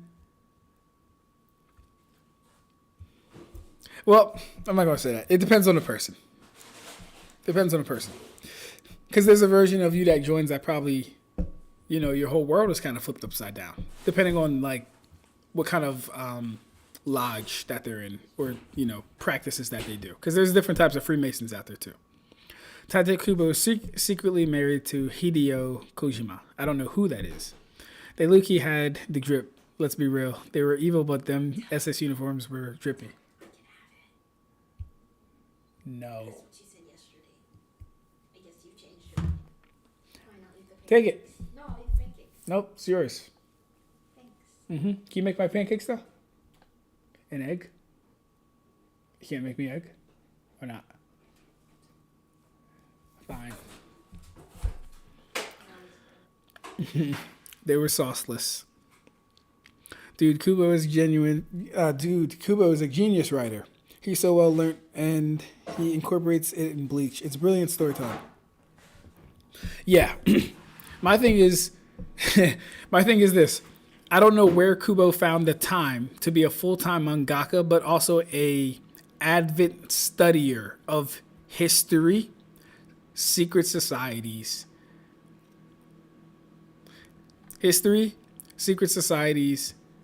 and esoteric knowledge. I don't know where he found the time. Because I spent pretty much the better part of my 18 to 25 and still on now, right? But like a lot of my time was spent during that time. He was writing mangaka at my age. So I don't know where he found the time to learn about all the things that he knows, put it in a story, make it coherent, but also not easy to grasp or like not in your face. But the funny thing is, if you know what to look for, it is actually in your face. And that's where it becomes like double-sided. Because, my God, my rock.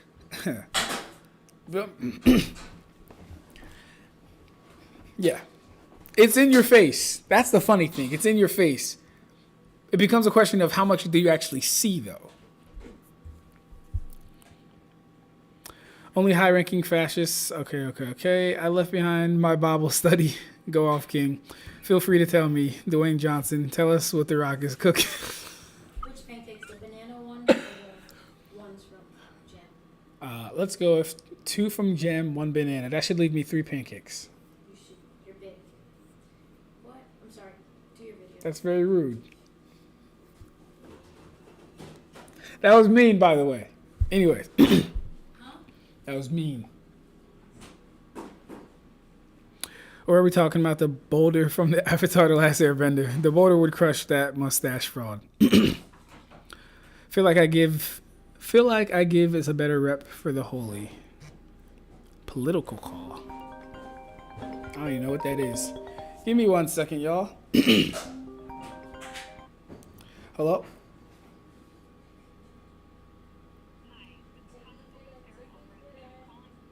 My telephone town hall event taking place in...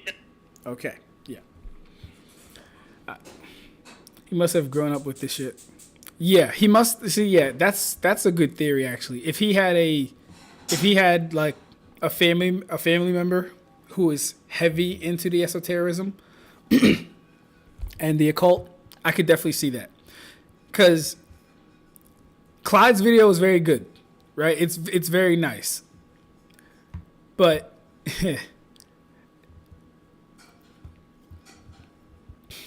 and here's the thing too, right? I don't want to just like harp on Bleach because Oda be doing this too.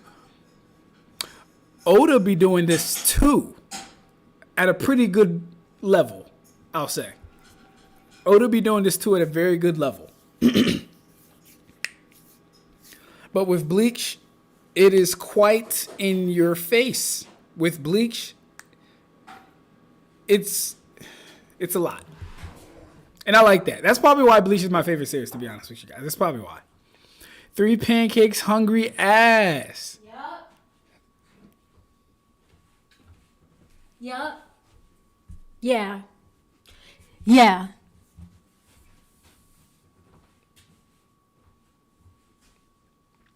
I haven't eaten all day, guys. That's a lot. All right. I do this for you. What do you guys think I do all day? Right. Anyways, 3 is a small number of pancakes. That's what I'm saying, Kai. Becca, eggs too? Thank you. Ab-Stract. In Bleach Brave Souls, one of Ichigo's game exclusives forms has a move called Transcendent. Ugh.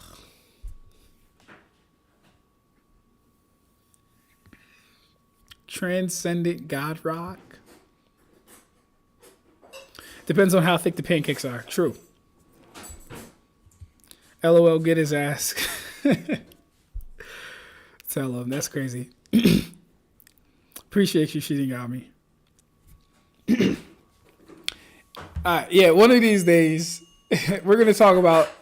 See, what I'm debating, guys, is I don't know if I want to break down this stuff live once I gather like everything I want to talk about, or I don't know if I want to put it in a dedicated video. I don't know if I want to talk about it live or put it in a dedicated video. Which one would you guys prefer? Would you guys rather me come on with all my information, connect the dots for you live, or put it in a dedicated video? Because I feel like if I do a video, it might be worth it to just make a different channel for the metaphysics of anime. Then I can just talk about all the anime that have secret, occult, hidden shit within their anime. That could be fun too. Because Bleach has a good amount. What's it called? JJK definitely has a good amount from what I've seen.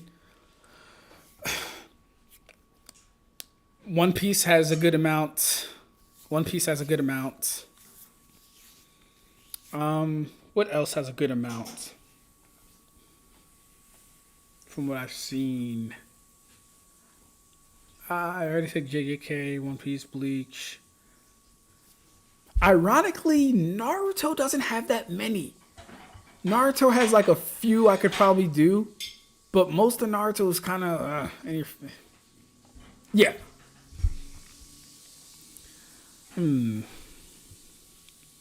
I normally eat around 5 to 10 pancakes or waffles casually. Damn, Kai. I've always been team waffles, both. All of y'all are Big Macs. See, apparently all you guys are big backs, not just me, so we can take comfort in that. All right, so Valkyrie says both. Rev says both. Kamui AQ says both. Hey, how you doing, Kamui? What's up, bro? How are you? Mugetsu says both. Shinigami says both. Ah, damn. Plus, if it's a video, I can study better. Both of them. Kai says both again. All right. I write lots of smart characters because it allows me to explore these sorts of ideas better of morality. Nice. You can do it live, then use the feedback from chat to craft a video that we will eat up. That's a good idea. Mugetsu has swayed me. Well, I mean, you've all swayed me, but that was a good idea. What was that? What are you doing? Are you eating my food? Is that mine? I don't believe her.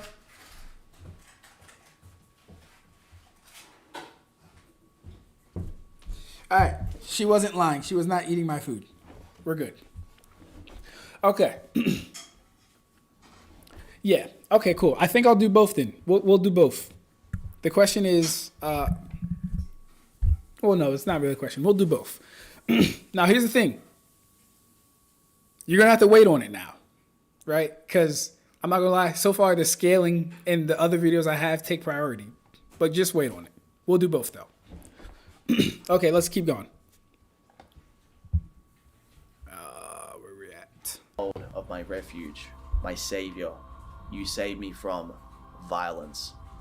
Now, not only has the anime, thanks to the author, added more scenes tying in Ichigo's connection to the Soul King, but no doubt the extension of the final fights will also give us further explanation and expansion on things like the title of his transformation chapter. As Yhwach also becomes more powerful too, his goal of avoiding conflict or violence is shown to be less prevalent. Corruption occurs, even turning on his own men at the very end. Remember how regimental and strict they were during the first invasion? Well, Yhwach starts dabbling into enjoying his battles. It's almost like he's inviting them to slay him, to stop him, to unite everybody against him. As the fallen angel, Luciferian type character, it does make you question Aizen's role in all of this too. Though, we'll save that for a future video.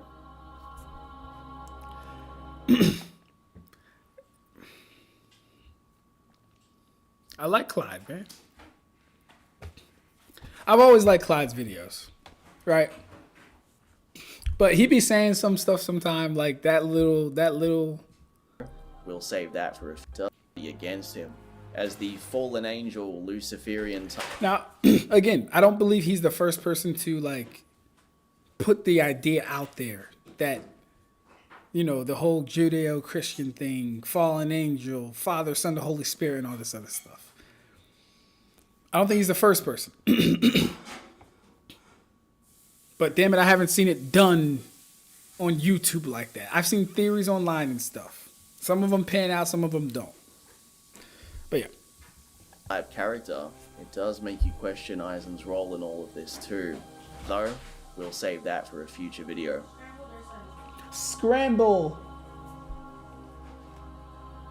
Now that I've laid the groundwork to how Yhwach came to be, there are multiple forms of Yhwach that actually appear, and all vary in power due to how much Yhwach changes as the 1,000-year Blood War progresses. He also sometimes fights.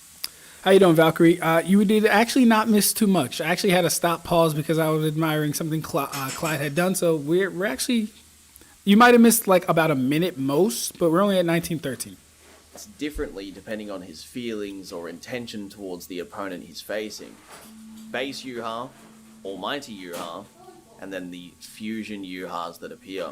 For the first showing of Yhwach, he directly deals with 4 individuals: Kenpachi, Aizen, Yamamoto, and then Ichigo.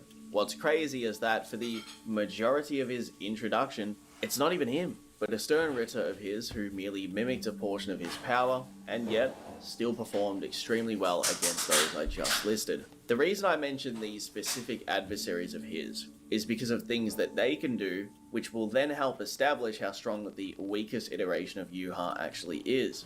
Kenpachi and Ichigo both have feats where they not only rival dimension-destroying entities multiple times over in power, but Ichigo, from just a mere release of Bankai, destroyed what seems to be a replication of the entire world and more during the Fullbring arc.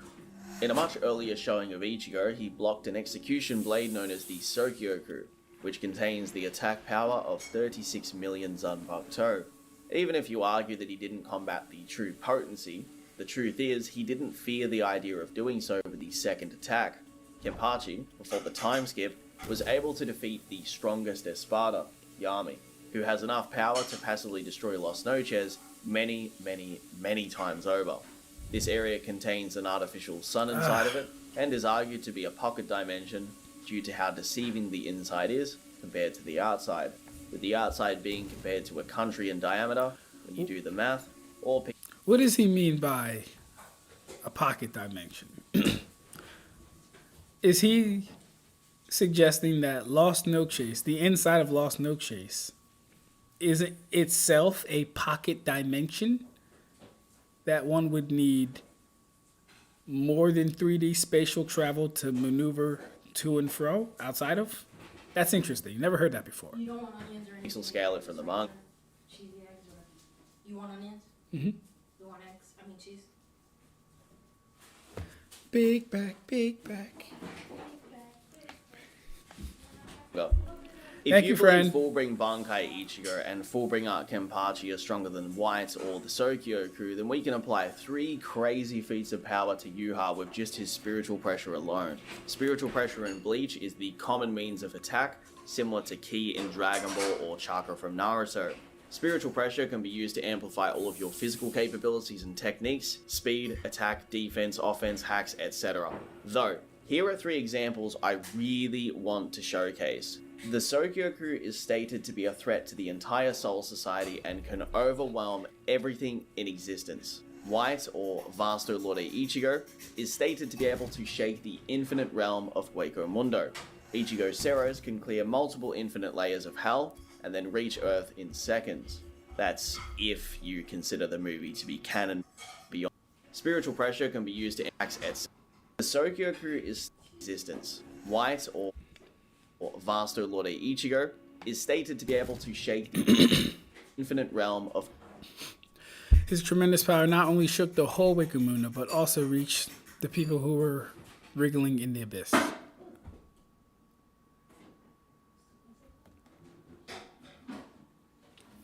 I don't know if I'm a fan of infinite Hueco Mundo. Infinite sand doesn't mean infinite space. Not really. Plus, it's not as if the entire dimension of Hueco Mundo is the planet Hueco Mundo. We know they have a moon. So the entire planet definitely isn't infinite. Or else the entire space would also be Hueco Mundo, but it's not. Because let me clarify. We do have Hueco Mundo the planet, which is Hueco Mundo, but also Hueco Mundo the dimension. So Ichigo shaking Hueco Mundo is good, right? It at least adds some consistency for Senjumaru shaking 3 realms. Cool. Hold endless dimension though. Hueco Mundo. Ichigo Ceros can clear multiple. Dark blue water spread endlessly in the sky. There is no way of knowing what principle causes it, but the water stayed in the sky without falling. I have no idea what this has to do with Infinite layers of hell, and then reach Earth in seconds. That's if you consider them. Please tell us which one of the Bleach movies is your favorite. I like the Ukiyo fight from the beginning of the Hellverse movie.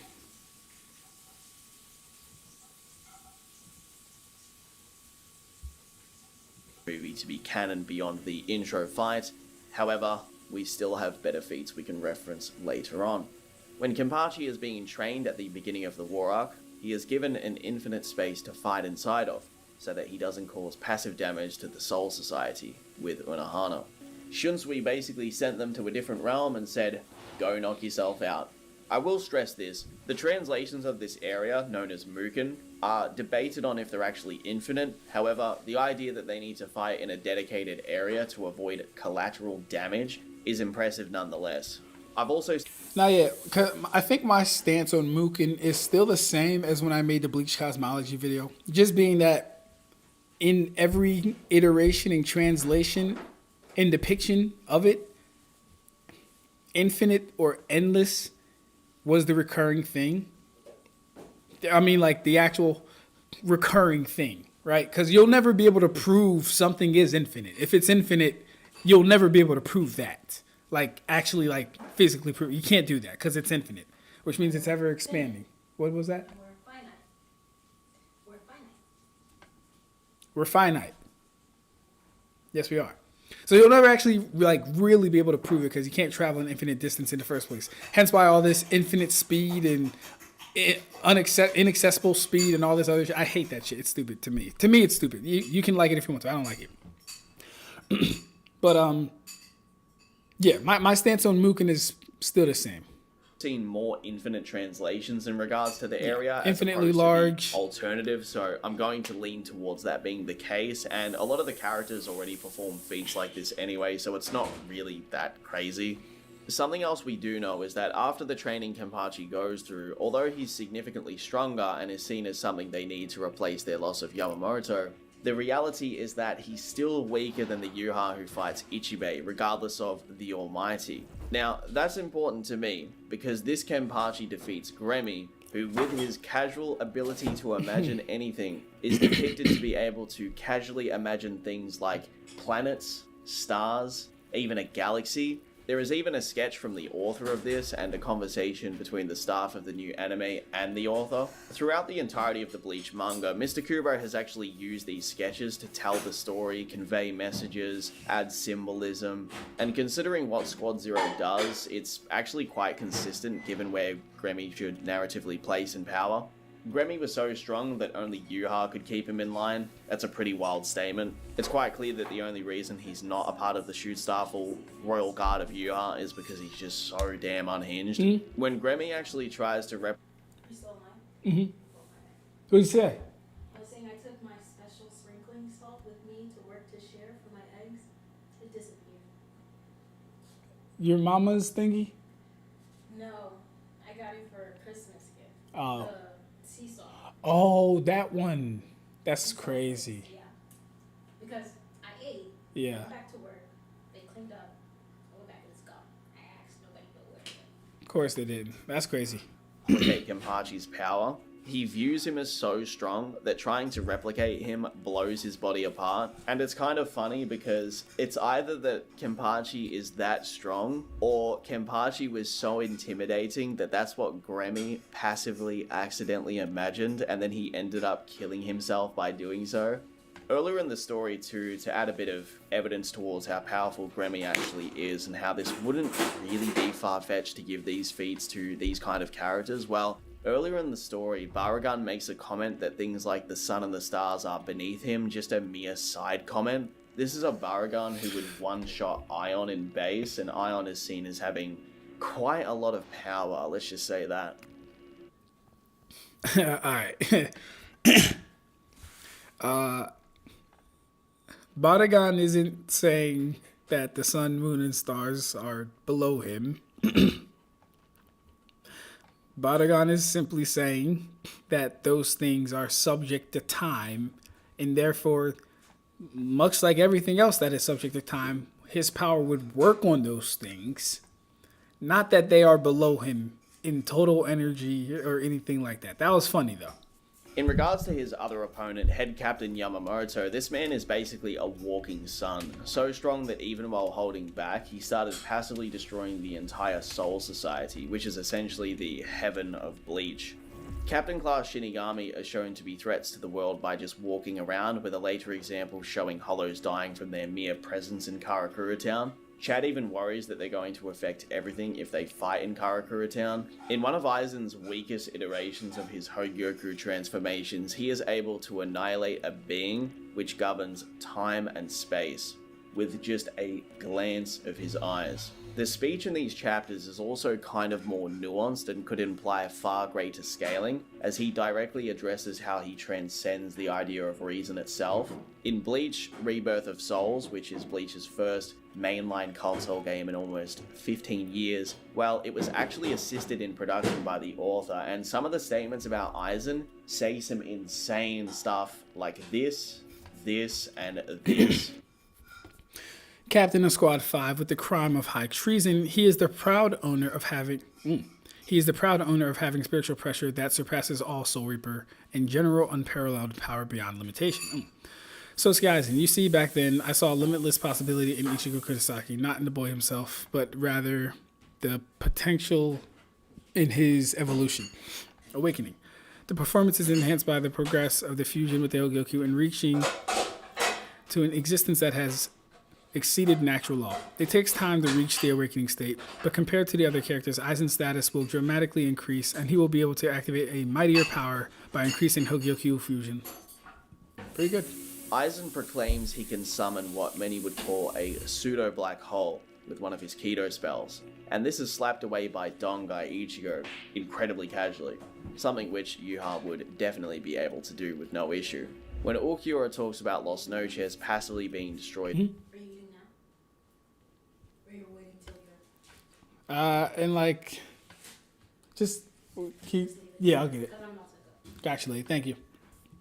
By Gran Rey Zero or the release of Espada 4 and above, this feat can be multiplied many times over with the addition of higher rank, transformations, and how much stronger Yhwach is than the Espada members just in base. If Grimmjow almost did this in base form, what happens when the base forms of higher ranked Espada do it? Then multiply their power tens of folds higher with transformations instead of Oscuras. Ursa, you asked me where do I think Bleach gets to, like, in each arc.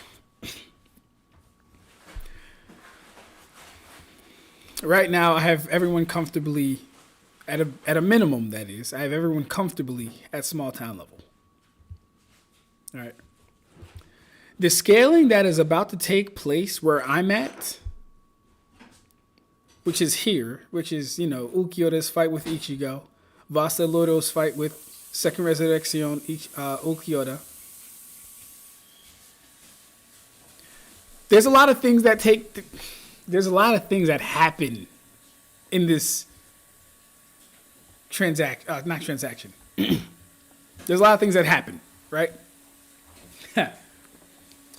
We get the Cero Oscuras. Cool. We get Ichigo's Getsuga not hurting Ulquiorra. What does that mean? Exactly. What does that mean? Ulquiorda's passive Reiatsu is stronger than Ichigo's Getsuga. What does that mean? We then have Vasta Lore Ichigo, regular Seto, matching the Seto Ascuras, which is 10 times stronger than the regular Seto, an unknown amount weaker than the ground race Seto. Regular Seto matching that Seto. What does that mean? We then have Vasta Lord Ichigo being able to wound a stronger version of Ulquiorda. What does that mean? Because all these things are scaling points. We get the Lanza del Relampago.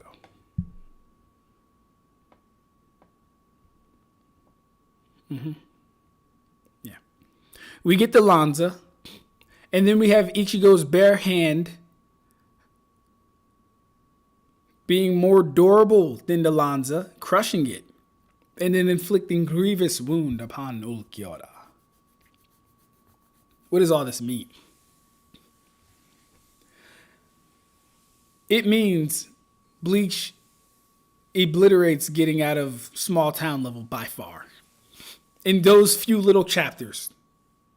You know why? It necessitates it. You know why? Because for Ulquiorda to not take any damage from the Getsuga, that would mean his aura or his Reiatsu, not his body, his Reiatsu would have to be giving off more AP than the Getsuga. It would have to be giving off more. And if the scaling point for that is small town level, right? If that's what Ulquiorda is taking, mind you, this is Holified Bankai Ichigo. We're using the same feat that Grimmjow scaled to. And this is a low ball. This is a low ball.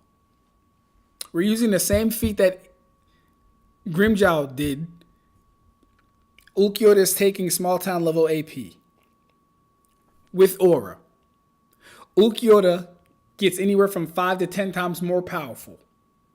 Ichigo is able to harm, injure, and match this Ulquiorda in certain energy-based attacks and overall harm him with his Zanpakuto. He's then able to overpower Ulquiorda's most powerful attack. We can assume the Lanza del Relampago is more powerful than the Gran Rey Seto and the Seto Ascuras because he was afraid to unleash it near himself. We can just assume that. He has no worry about controlling or releasing the Seto Ascuras. The Lanza, that's what worries him. Oh, it gets bad.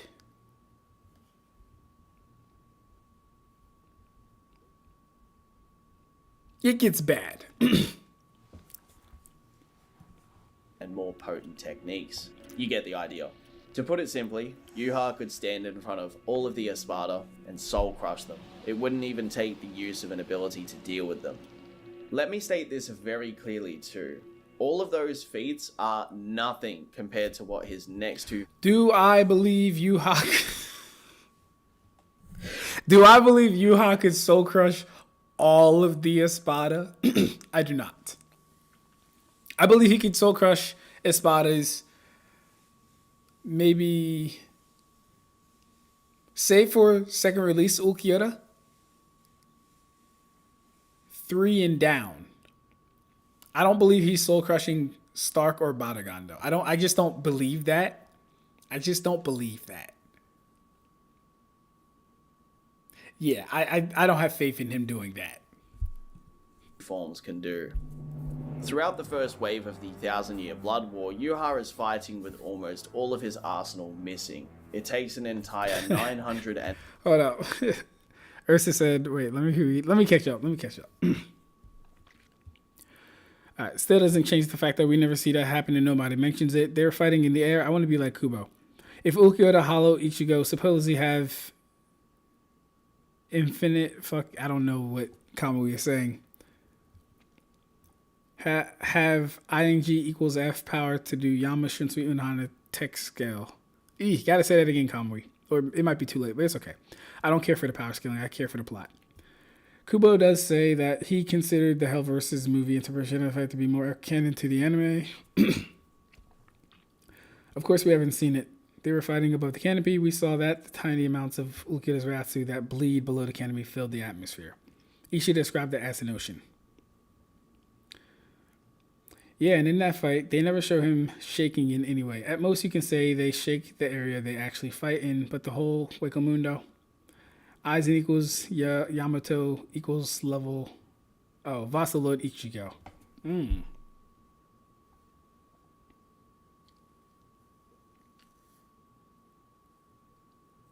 So you're saying base Aizen is equal to Yamamoto, who is equal to Vassal Lord Ichigo.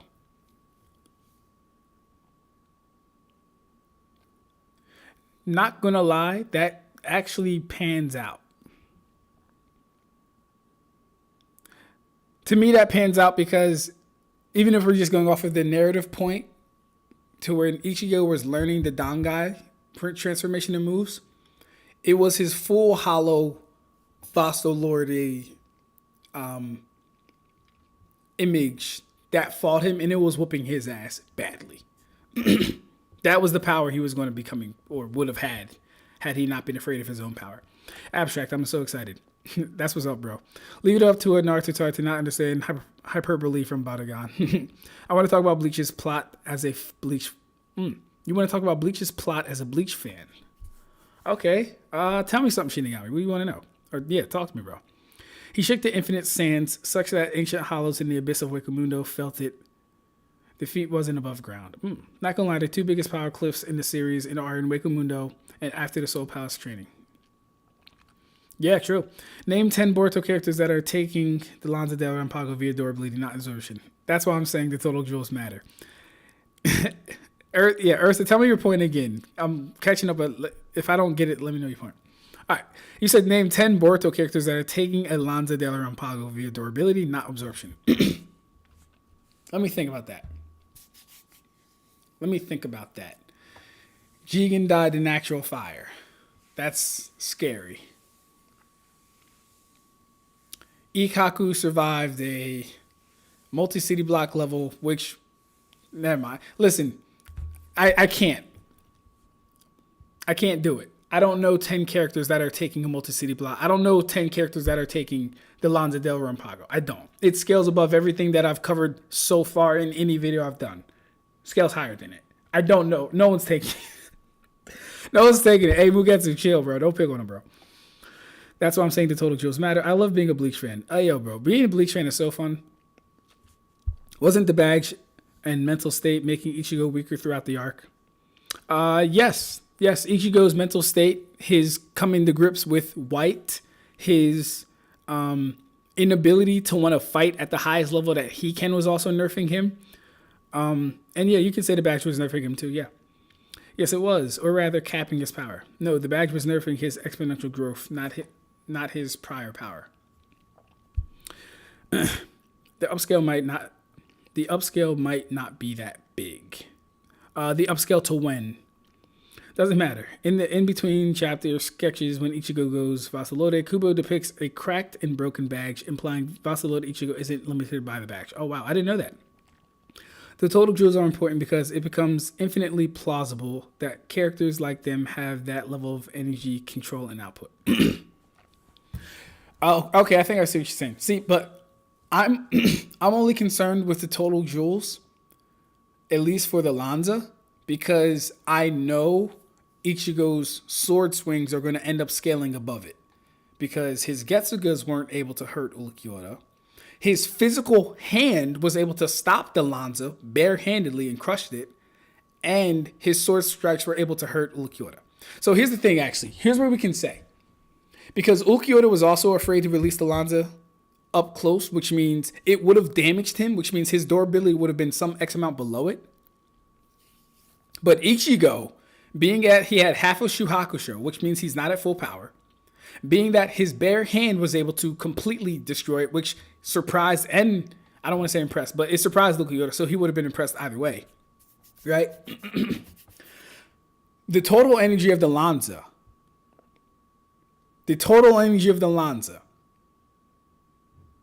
would have to necessarily be compacted within the joules per centimeter cubed of Ichigo's sword. Maybe to some lesser extent, but what we know is both of them would have hurt Ulquiorra. That being the Lanza, that being the sword. We seen the sword physically hurt him. We know we can infer the Lanza would have hurt him based on him saying, I don't want to release this too close to me. I can't control it. I'd rather not do it this far. So stay where you're at. Right now I have a story element similar to Halification. It's earlier than Halification, but you get it. Inner demon type trope. Okay, nice. Orihime has one of the highest Reiruku in the verse. Her mentality of kindness just drastically nerfs her attack potency to an absurd degree because mental state matters. True. Watch my video on the Bleach power system. Mental state matters a lot. If Ulquiorra can defend against an entire Getsuga with just a light pulse of his Urazu, then why can't he spread the AP according to however they shape it? Wait, what? If Ulquiorra can defend against an entire Getsuga with just a light pulse of his Reiatsu, then why can't he spread the AP according to however they shape it? I don't understand the question. I really don't. All right, so why can't he spread the AP however he shapes it?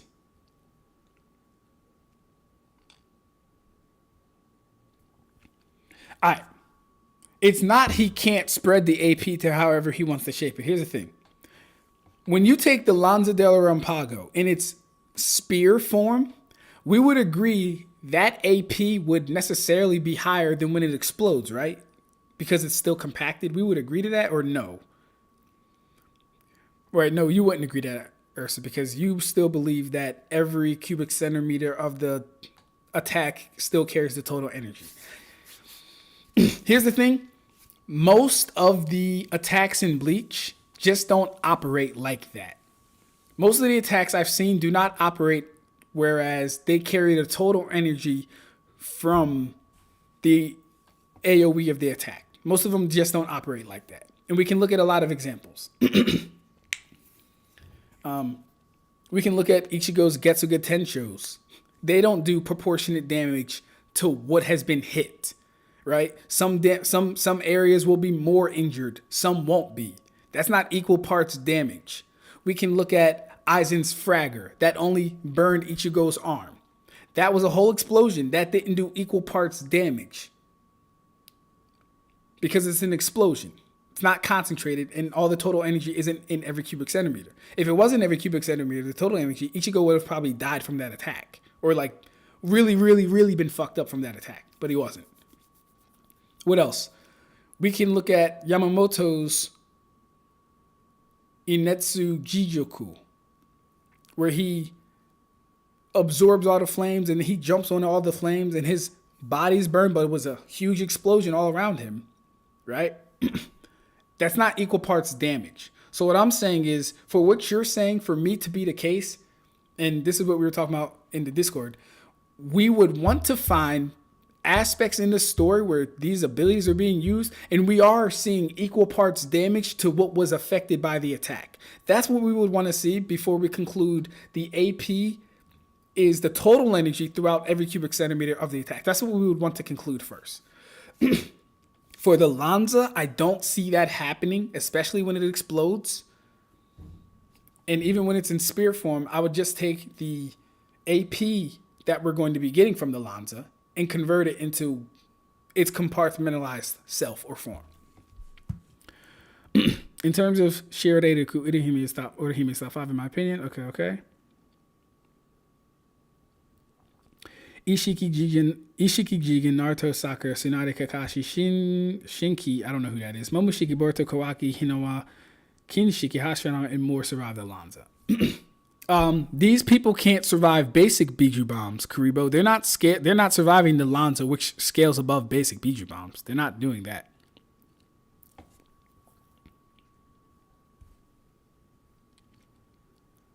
You put Kakashi in there. That's actually crazy. Aizen even says that Orihime's powers encroach on the realm of gods. Her direct powers is absolutely broken. Facts. Name 5 Bleach characters that win against a hypothetical bloodlusted Orihime. Let's see. Kisuke, Toshiro. Wait, you said bloodlusted Orihime? I don't know how fast Orihime's attack speed is, but if it's anything like the speed of her shield, that shit's pretty fast because she can intercept people much faster than her.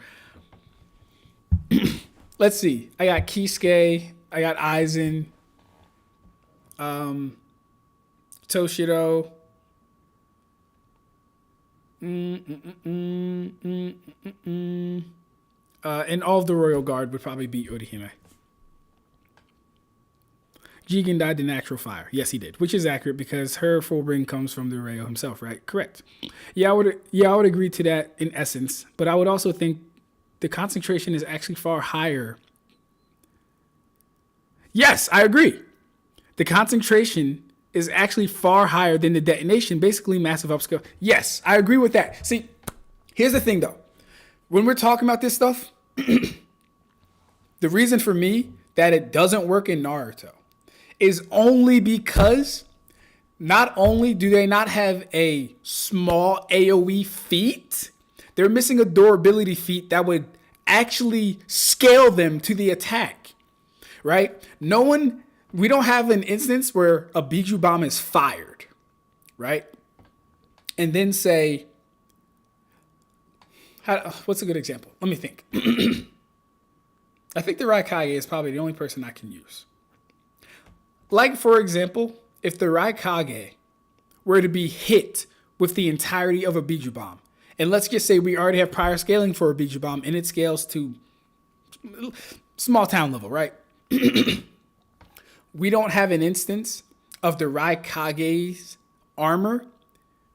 I'm talking about the third Raikage. We don't have an instance of his armor being breached by anything with a smaller AoE. That's what hurts Naruto's AP and durability scaling. We don't have instances of chain scaling AP to durability. We don't have it. It doesn't exist. Not really. Right? The only person that hurt the Raikage was himself. That's sick. But hey, all right, guys, we're going to have to finish this video. We will finish this video tomorrow, actually. We'll finish this video tomorrow. I'm going to go live a little earlier, hopefully. I have to eat right now. Me and my fiance have to do our little premarital book thingy, so I'm going to do that. But this was good. Be on the lookout for a video dropping about Bleach's Soul Crush and all that other stuff.